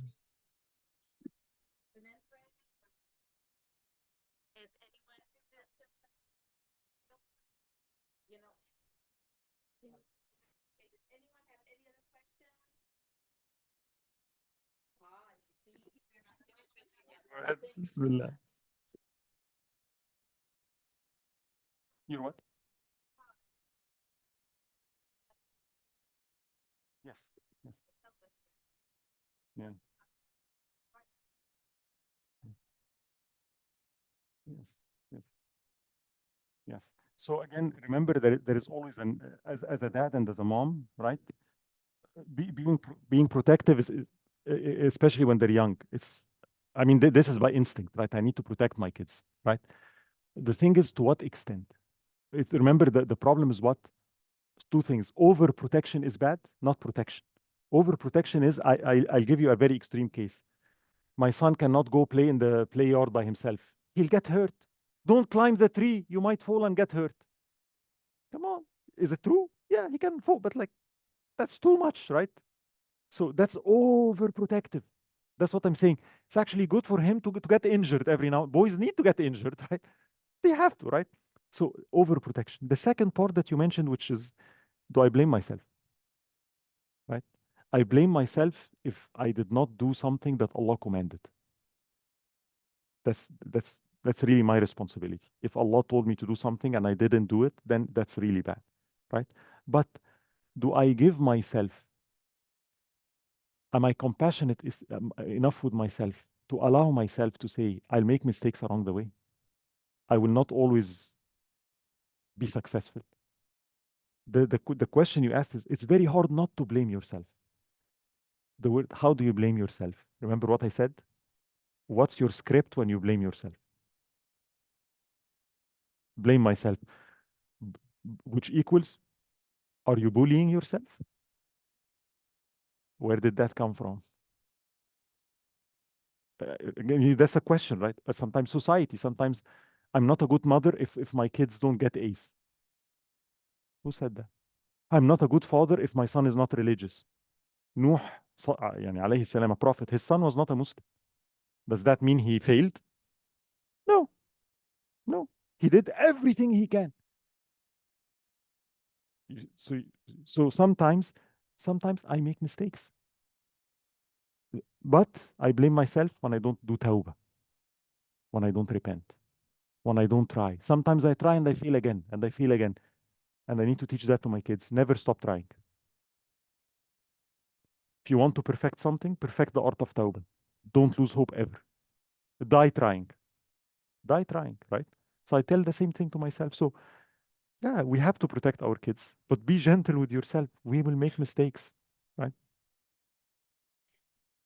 And again, I'm not saying I'm smoking in front of my kids, then they end up smoking. Why? It's obvious, right? It's not what we're saying. Yeah, but that's what I said. They're gifts. And because of love, the first thing I said, what? We parent with anxiety, right? And that is felt. And it comes in terms of control, and they feel it. You don't parent, they don't feel that you're peaceful, that you're okay, you're at peace, that even if they make a mistake, they can come back to you and you recover. They don't see, because inwardly, I'm not connected with Allah as such. Allah's al-Mu'min, the grantor of safety, right? And I need that. I need to be very well grounded with Allah subhanahu wa ta'ala and to accommodate. Their mistakes will happen. I'll tell you one thing that helps, at least for me, is the concept of appreciation. Always appreciate your kids. And like, if you want them to do what they're not doing, appreciate what they're doing right. Let's say my son isn't praying Fajr. I can I can have a problem saturated narrative of my son. My son that doesn't pray Fajr. This is his definition. Do you see what happened here? Is like, what? And all what I tell him, because I care, pray Fajr, pray Fajr, pray Fajr. Did you appreciate that he prayed the other 4 rak'ahs or other 4 salawat? Shouldn't I be? I forgot. I focused so much on the problem, and it became dominant, right? So I need appreciation. So one way that works the best is what? What is the most important thing I need to appreciate? Health, of course. What else? So my son is healthy. Don't take that for granted. You know, remember أمل الإنسان ما تمنى? That's a big thing. Alhamdulillah. Alhamdulillah. Ya Rabbi lak alhamd. I have a healthy son. What else? Does your son say La ilaha illallah? So if he takes a C in algebra, it's not good. But when I put C in algebra with La ilaha illallah, how does it look? Do you get it? So now things are in perspective. You get it? Does he pray? Does he obey me? Does he have good akhlaq? There are other issues. There are issues. You get it? One thing I learned from again, my daughter, you see, I'm bringing kids all the time because I really learn from them and experiences, is the true concept of appreciation. And I'll tell you how. One day in the backyard, she's playing. She was 7 or something, and a cockroach came. What happened? Cockroach, right? My God, right? You're screaming, and what happens? Oh my God, Yaki, right? And she went inside. Type, خلاص. Next day, she goes outside in the garden. What happens? He's not there, but what is she doing? Where is he here? Is he there? Where is the cockroach? He's going to come. I'm so afraid of. So what did she decide to do? She stopped going to the backyard. What happened here? She's not looking at the garden. When she goes outside, what is she looking at? The cockroach. Where is the cockroach, right? And the more you look at it, the more what happens? Grows. And now you don't see the garden. All what you see is what? We have a cockroach infested garden. You see the difference? It's like what? And therefore you don't want to be in it. Can you enjoy the garden despite there are some spiders there? Must I get rid of all the spiders before I appreciate the garden? So same thing with my son. Please keep things in perspective, right? So to ease it on myself, I make mistakes, yes, but I gave my son La ilaha illallah Muhammad Rasulullah. I succeeded 95% of the time. You get it? So now I'm calmer. It's not I failed, which is what happens. You did this wrong. It's a total disaster. It's not a total disaster. I know people that they will give anything for their child just to say La ilaha illallah. Wallahi. And it hurts. It's one of the يعني, most terrible experiences in life. It's faith. Right? So just think about that. If they're saying you succeeded, they're still Muslims, they still love you, they're still with you, right? You made some mistakes. There's some mistakes. The spiders in the garden, right?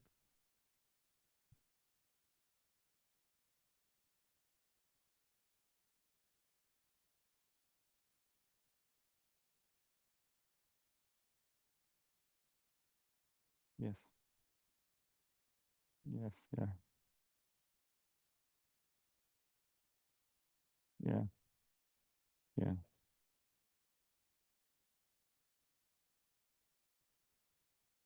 Yeah. Yes. I know. So, yeah. So it's the balance. And I'll say this. One of the attachment theories about what? There's two questions, right? Is my father dependable, reliable, trustworthy, loving, right? That's the first question. The second question, am I good enough? Am I worthy enough? Do you love me despite my mistakes?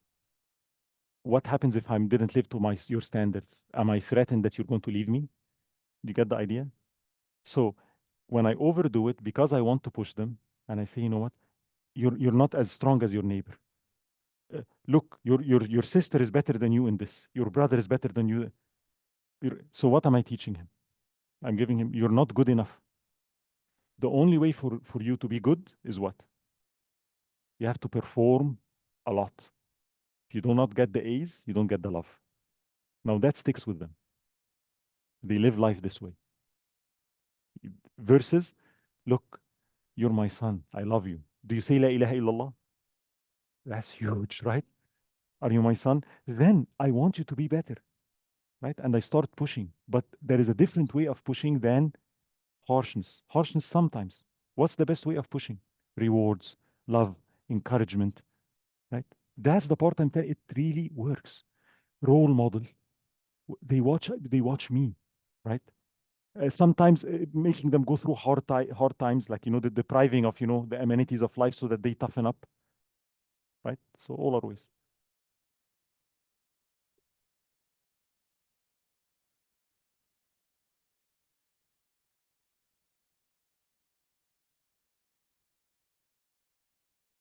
Can I tell you something about this? This is a solution. It's difficult, but I'll say it openly.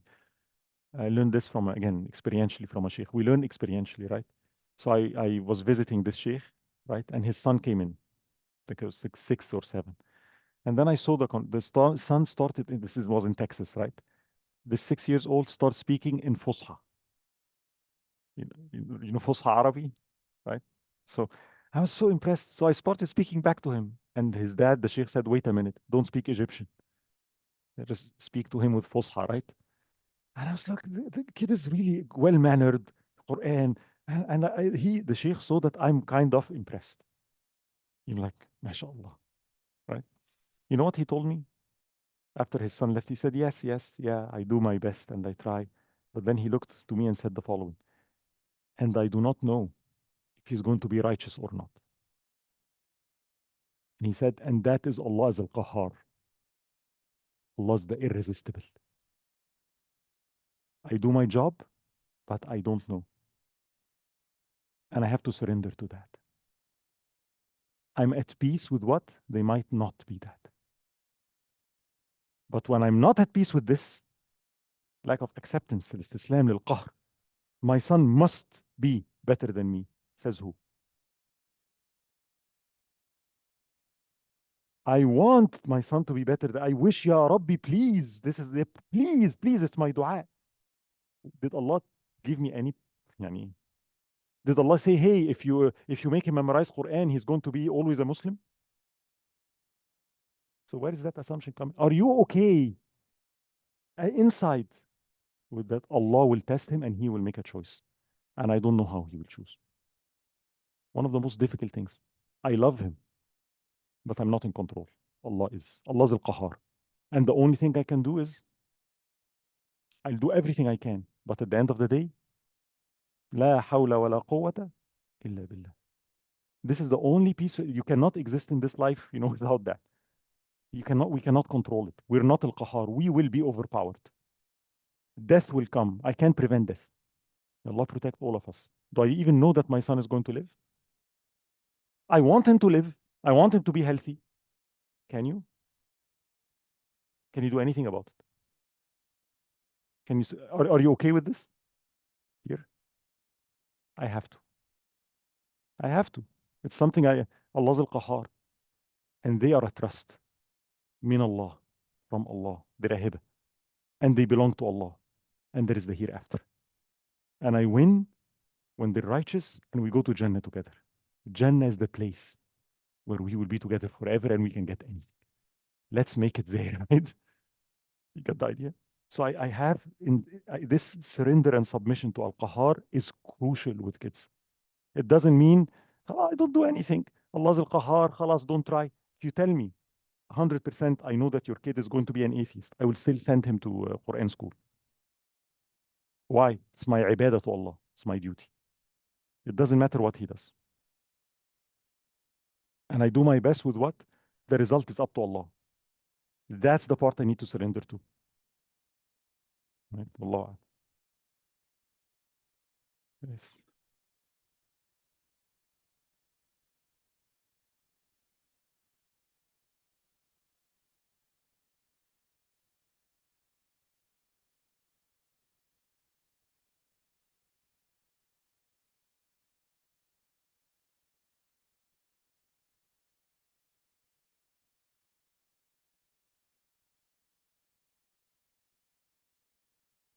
Yeah. So, okay. So I'll tell you what she's referring to. Let's say a person in this life wanted a good family, right? That's his right, right? But he never got married. He never had kids, ever, right? He never had uncles. He never had aunts. It's a test, right? What happens in Jannah? Does he get a family, right? Allah knows. Like for us, even this person who never got married here, does he have a wife in Jannah? Yes, right? Allah. So you will get a family in Jannah. Now, if I had a family and you tell me this, I'll be like, no, no, no, I want my family. That's why it doesn't work, right? As a matter of fact, no. If you have a family, Allah says it in the Quran. Yani those who attained faith and their descendants and your dhurriyyah followed them, we make their descendants and their family with them in Jannah, right? So you get your family in Jannah. But for the people that didn't even have a family here, what do they get? Nothing, right? So Allah says, no, no, you have a family, but you didn't meet them yet. That's all. Yani if you're young, yani if you speak to me when I was 20 years old, I didn't have kids. And you can tell me what? You have kids, but you didn't meet them yet. Would that be a correct statement? You get it? So some people, you got kids, but you didn't meet them yet. You'll meet them there.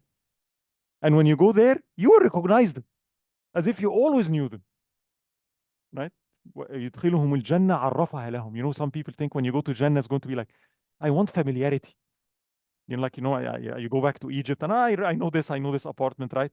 So when you enter Jannah and it's a new place, you know, when you travel to a new state and you get a new house and you feel like, this is not my house.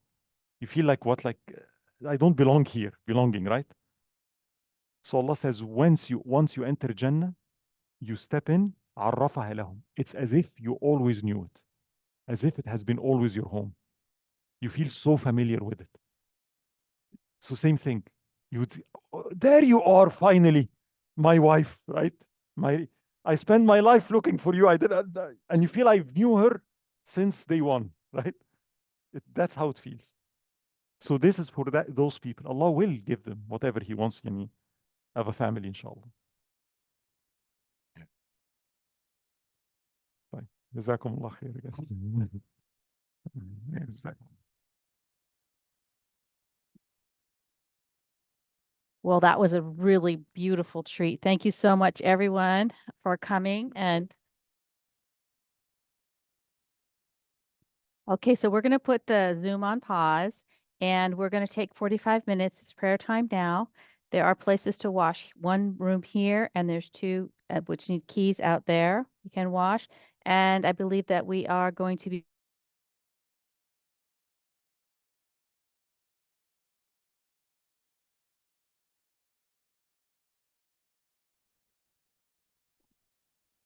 Okay. All right, everyone. Can I have us all sitting down again, please?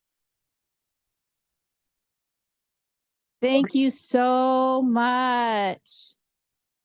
Did you all enjoy the meals? If you can hear Karima, clap 3 times.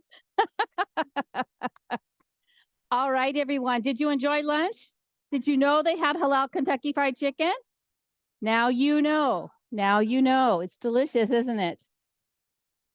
Okay, so there was a couple of questions, and the Rahma Center is available online. If you go to our Rahma Center, just Google it, and then you can get in contact with the group that has Dr. Hawan, Brother Hassan there.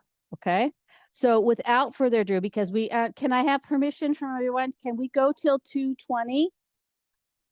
Can we go? Because normally we were gonna say goodbye at 2. Can we go to 2:20? Can you raise your hands, please? All right, so we're going to go to 2:20 then. So without further ado, because we have very little time, Dr. Farhat, she works with Sabil. She also has her own 2 offices. She is a marriage and family therapist, and we are blessed. She is also the director of mental health services at Sabil. So without further ado,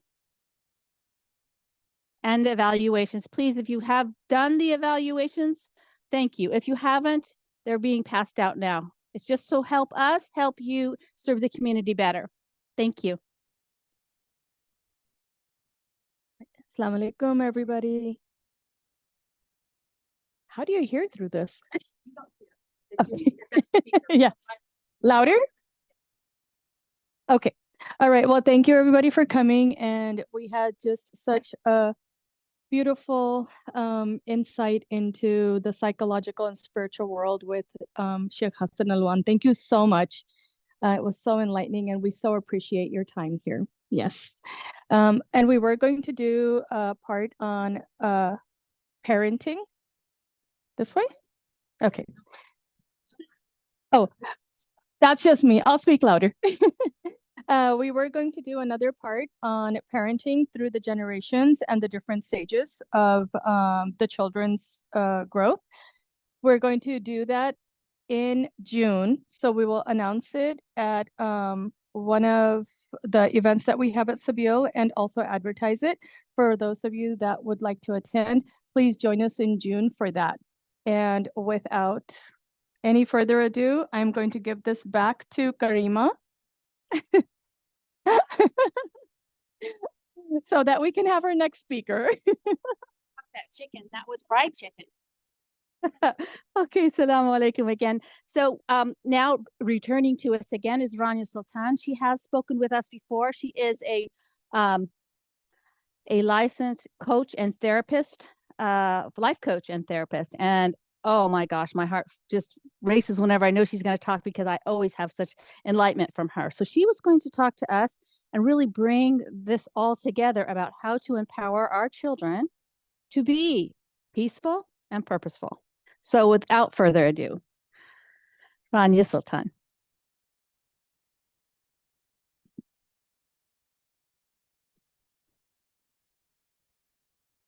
Assalamu alaikum.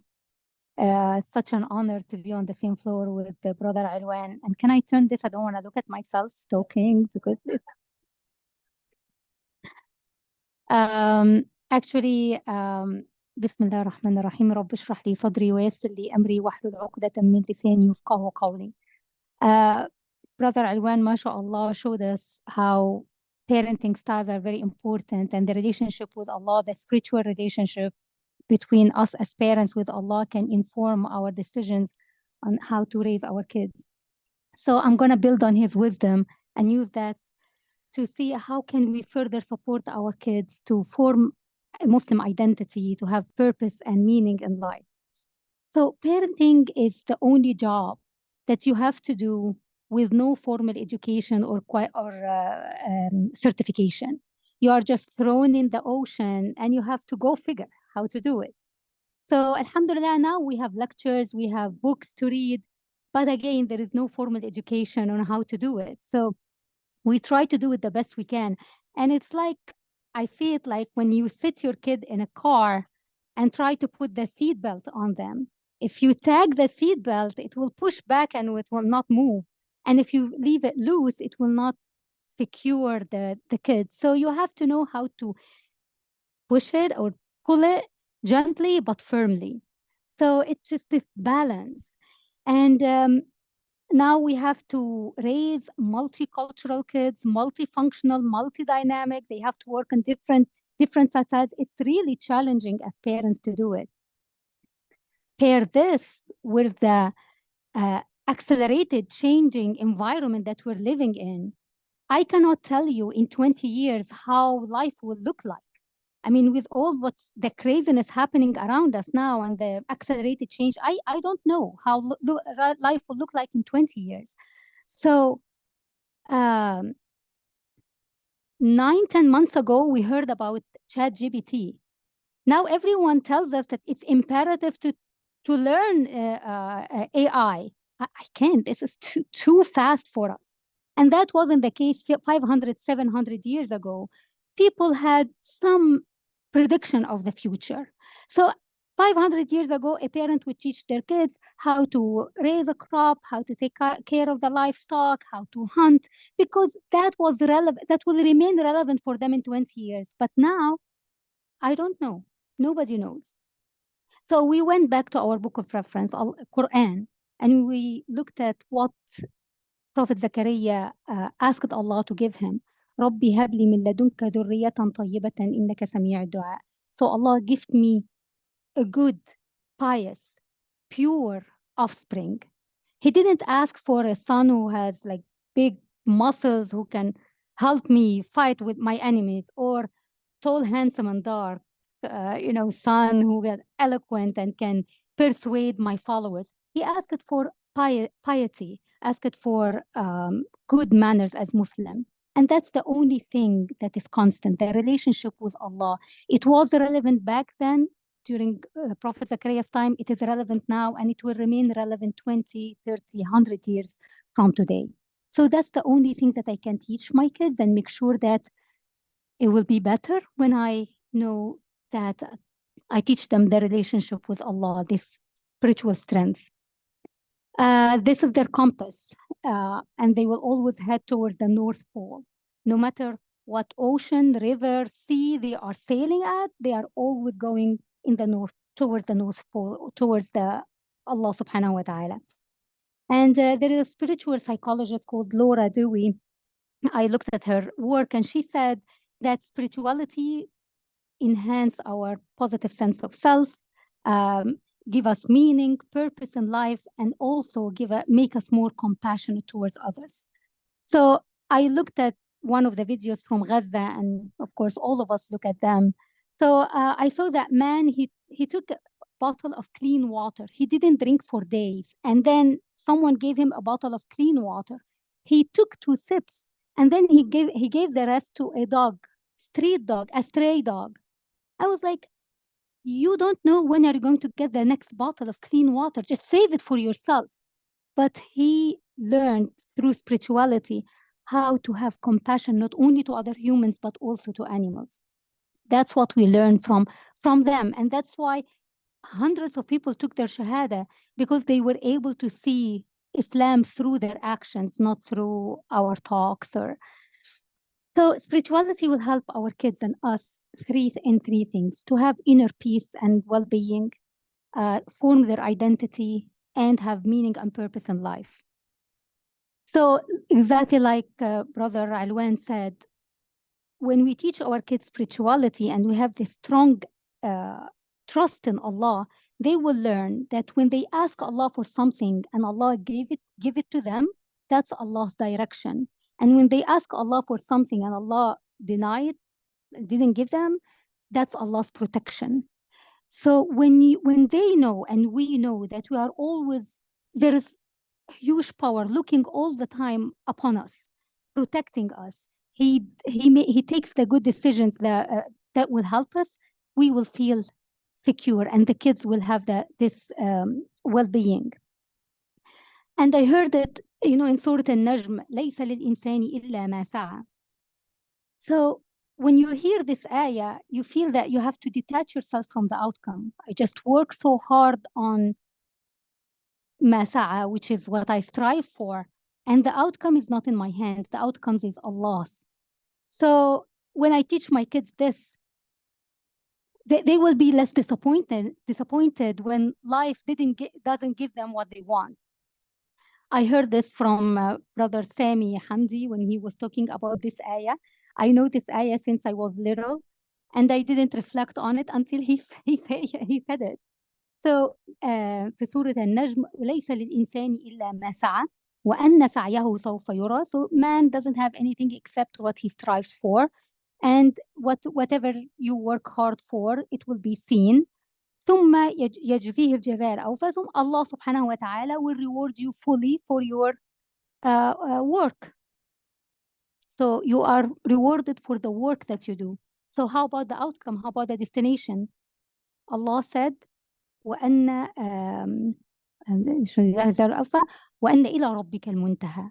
So the destination is for Allah. So your work will be appreciated, will be validated, will be rewarded, and that's it. And you stop here.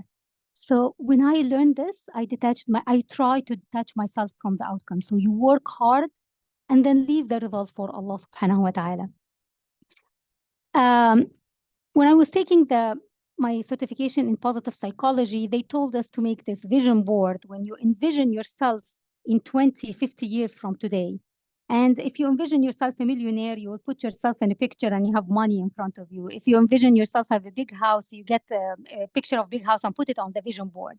So I did that, and some of my friends did too. But after a while, we were talking that I took the certification a few years ago. So when we met through Zoom, they told me, and I told them, I got frustrated because I didn't reach these goals. Because the vision board is about something that I have no control on. The result is not under my control.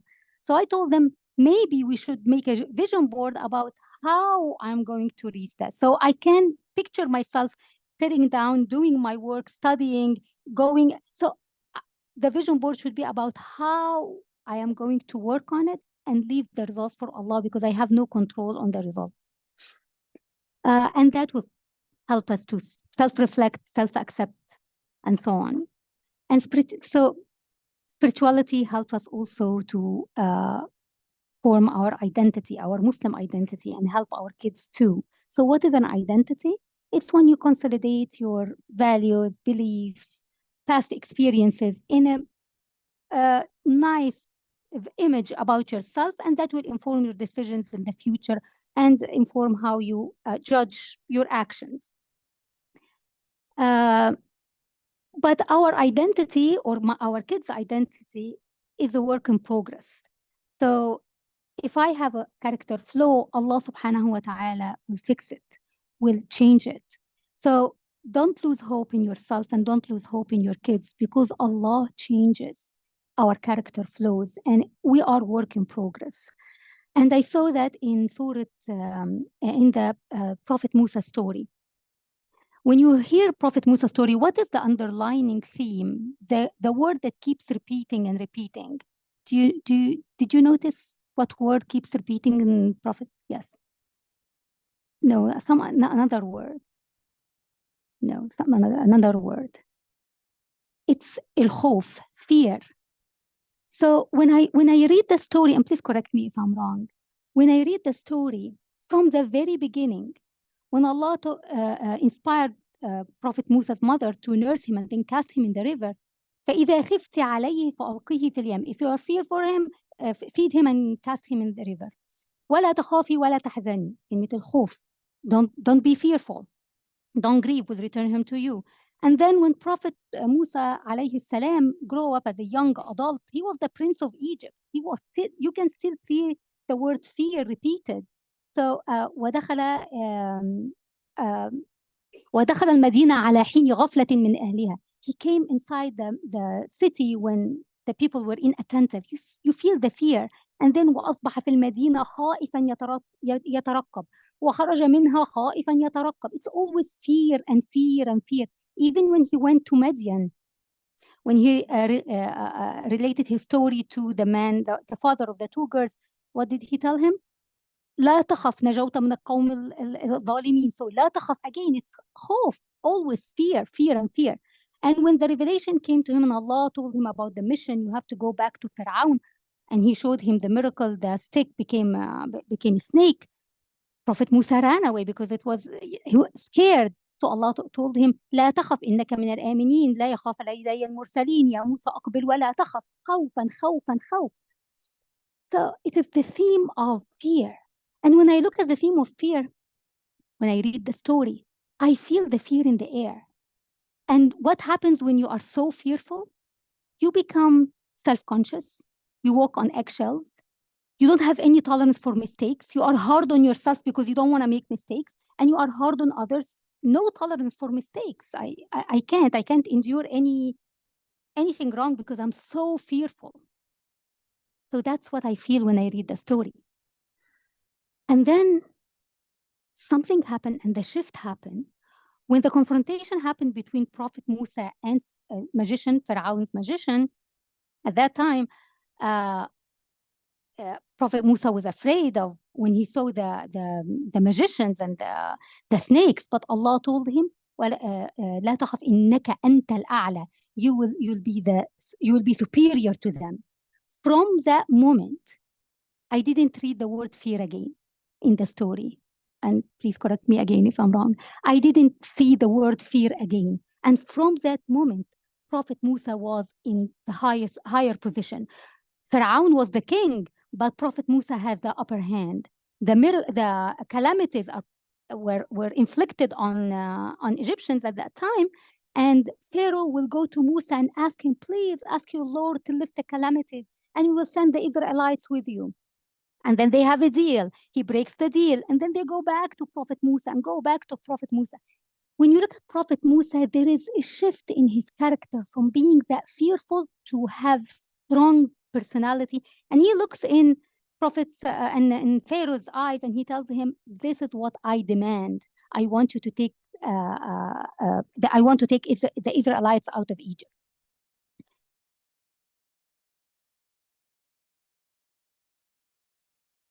And Allah gave Prophet Musa the mission and told him, "Go to Pharaoh." So what did he say, Prophet Musa? إني أخاف أن يقتلون. I'm so scared they might kill me. أرسل معي أخي هارون. Send Prophet Harun with me. They might deny me. They may not believe me. And then on the other side, when he took the Israelites out of Egypt, and they ran towards the sea, everybody was like, "We are going to die. This is it." What did Prophet Musa said? كلا إن معي ربي سيهدين. No, I trust that Allah will guide me. He didn't ask for Harun to help him. He wasn't fearful. He said, no, Allah will guide me. So there is a shift when you put these two pictures together. So when I read the story of Prophet Musa, I have this trust in Allah that whatever flaws I have in my character, I know Allah will change it, will make it work for me and work for my kids. Whatever flaws in my character's kid, I know that Allah is able to do it because He did it with Prophet Musa. And it's the miracle is not only splitting the sea, the miracle is changing the character. And that's what we all ask for. Number 3, the spirituality gives you purpose and meaning. So it's normal for any kids, especially adolescents, to look for meaning and purpose in life. This is part of the process of their development. And we still look for meaning and purpose in our lives too. And I read this article done by Hira Khan Mukhtar about how to raise your kids. And she said that dunya and deen are not binary. And I take that and I build on it. You need deen and dunya in order to live. So you need al-akhirah. You need dunya to reach al-akhirah, and you need al-akhirah to live meaningful and purposeful and happy life in this life. So deen and dunya work together, and that's how we try to instill in our kids. وَمَا خَلَقْتُ الْجِنَّ وَالْإِنسَ إِلَّا لِيَعْبُدُونَ. There is a purpose in our life. And I remember this story about my friend. I met her when I was taking my certification in family coaching, family and relationship coaching.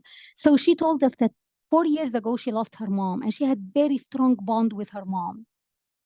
After her mom died, she lost hope in everything. And she told me exactly that I buried my soul with my mom in her grave. So she lost every desire to live.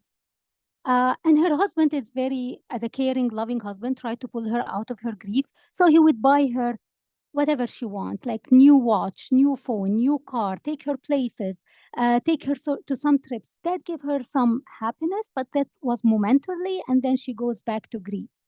Until one of her acquaintances, like in the very far circle of her friends, lost her husband in a car accident. She was a newlywed bride, and she was pregnant in her second or third month of pregnancy. And she lost her husband in a car accident. That was huge. So my friend went to this acquaintance to pay her respect. But when she saw her grieving, she felt that I know what she's going through and I can help her. So she decided to help her, to pull her out of grief. And my friend's husband was like, why do you go to grief? We want to pull you out of that. Why you go? But this is what gave her purpose. She felt that her story, her grief gave her that's the meaning that she has in life. And the purpose is to pull my friend out of that. And that's why she signed up for the relationship coaching. And after we graduated, she signed up for grief coaching. So she found her mission in life. And that's what gave her happiness. That's what gave her purpose. And that's what we want our kids to have, purpose and meaning in life. But again, remember, it's not your job to find purpose and meaning for your kids. It's their job. You only support them, you help them, you show them the way, you give them choices. But then, like Brother Arwan said, hands off. It's their life, it's their choice. They have the free will to choose. You are only there to help, and then detach yourself from the result. We hope for the best, but again, detach yourself from the result. But I want you to know that the lack of comfort in your kid's life is less detrimental than the lack of purpose and meaning. So I know we all try to make our kids happy by giving them what they want and the best clothes, but if they lack this comfort, that will not mess up their future. But if they lack purpose and meaning, that will mess up their future. And again, we can look at Gaza and what's happening there and see how kids lost everything. They live in the streets. They have no food, but they have this connection with Allah. They have the purpose. We live for akhirah. We don't live for this dunya. We are not going to leave our land. We will stay on the rubbles because this is our land. They have a purpose. They have a mission. And that's how they moved us and moved the whole world. So the steps, how can we do that? I will build on Laura Dewey's work, the 3 principles of spiritual psychology. And she said 3 things: self-awareness, learn the tools, and then apply and experiment and build habits. Only these 3, very simple. So number 1, when I want to work on myself, like Brother Alwan said, work on your relationship with Allah and examine the image of Allah that you have. Do you see him as the cosmic cup, or do you see him as the giver and al-wali, al-mu'in? How do you examine that? Look, self-reflect on how you see Allah and the relationship between you and Allah. Work on your spirituality first. That's the best thing you can do to your kids. Work on your spirituality first. Make Allah number 1 love. And I heard that from Rania Awad in one of her speeches. She said that the relationship with God, if you have a triangle, Allah will be on the top of the triangle. We are here, and in this case, our kids will be on the bottom. If our relationship with the kids is back and forth, it will be like ping pong. They tell us bad words and we tell them bad stuff, and it will go like that. But if the relationship goes towards Allah, I want to please Allah by raising my kids, and I teach my kids to please Allah by obeying me. So when we work together, we go closer. See how the triangle goes? Our relationship goes closer, and our relationship becomes better. So examine your parenting style. Are you this authoritarian person, like the brick wall? And I took that from your work with Yaqeen, and I really ask you all to read it. It's really very good work, piece of work. So am I this brick wall parent, or I am the jellyfish, the permissive, whatever you want, or I'm this neglectful? And how can I become the authoritarian, the authoritative parent who can help my kids grow without leaving it for them to mess their life. How to handle the stressful situation. If we have baggage from our trauma from our past, please heal that first, because no matter how hard you try to hide, it will spill over, spill how when we talk to our kids. So work on your own traumas, work on your past baggages for your kids' benefit. And number two, model it for your kids. Role model. You are the model. Kids learn with their eyes, not with what they hear from you. So they want to see it. Role model for them a life full of purpose and meaning. Bring them to Sabil for volunteer. Bring them to Islamic Relief to volunteer. Give them purpose. Show them this, because people ascribe to faith through three things: either to faith through association, faith through persuasion, and faith through experience. And kids, because they are very impressionable, they will want to be like you because they love you. So show them the love, show them how Islam is through your actions and not through your teaching. Clean the environment for them. If your house is not clean, and I mean by clean, whatever you don't want your kids to have, don't bring it to your house. So if you want your kids not to lie to you, then you should not lie to your spouse. You should not lie to your kids. You should not break your promises with your kids, because clean the environment for them. You cannot throw them in the ocean and tell them your job is to stay dry. This will never happen. So clean the environment. If I remember someone asked a sheikh that his kids watch pornography, and the sheikh asked him, "Do you watch porno?" And he said, "No, never." So I told him, "What did the sheikh asked? What do you watch?" And he said, "We watch movies like Netflix." "Do you watch rated R?" And he said, "Yeah, just rated R, some violence." So the environment's not clean. You showed your kids that you watch rated R and it's permissible, so they took it to the next level and went to watch porno. If you want your kids to be the person you want, clean the environment for them. Nurture this environment. And like Brother Alwan said, find a support group, because they need friends. What is the biggest thing that our kids face in school? Peer pressure. So give them peer support.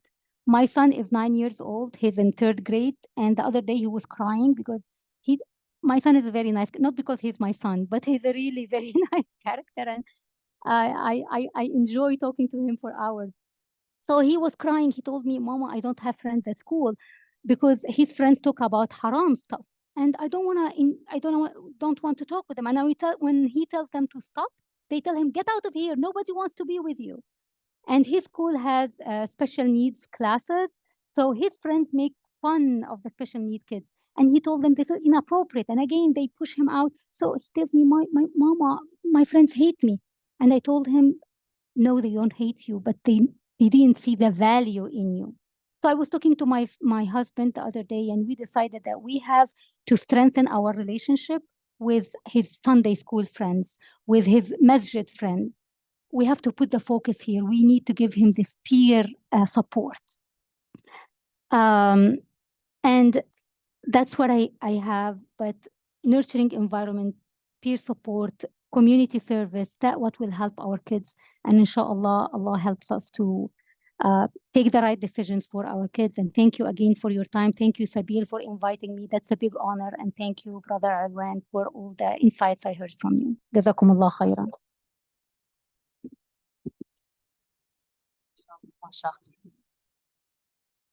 Right on time. And I know she could have spoken longer. And we have been with her, and she is a life coach. So if you ever want to speak with Rania, you can get a hold of her as well online. And thank you, everyone. We want to respect your time. Thank you for coming. Remember Sabil in your du'as. Everybody, we do have an endowment. That endowment grows. It helps us build everything that you see, every benefit that you see here. We have a brand new building. If anybody wants to help us with that brand new building, we're trying to put the insides in it. So please, thank you very much for remembering Sabil, and thank you for coming. Assalamu alaikum. Oh, wait a minute. Announcement. Oh.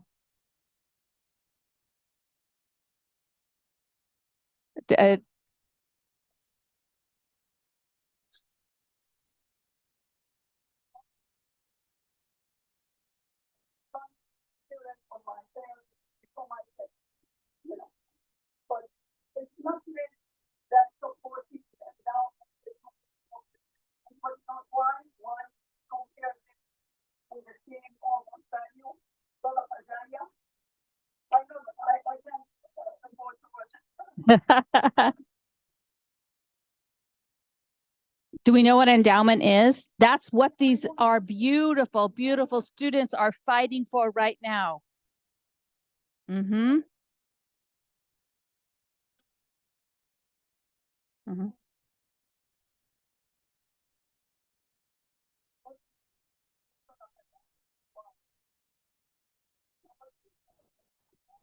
Mm-hmm. Yes. Maybe.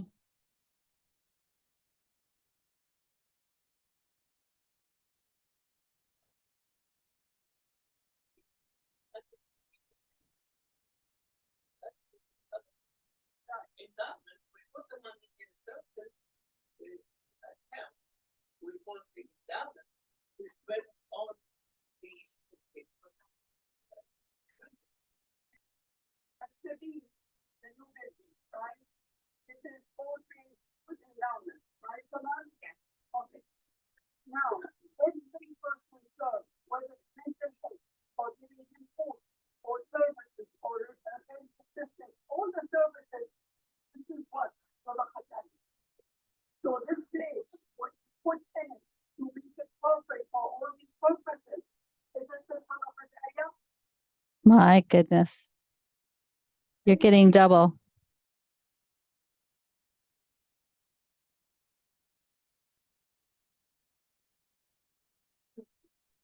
Sadaqah Jariyah. Very good. Yes. Yes. So it's our CPA who helped us to say, put into the endowment to help with the Sadaqah. That's beautiful. Thank you, everyone. Thank you very much for supporting Sabil.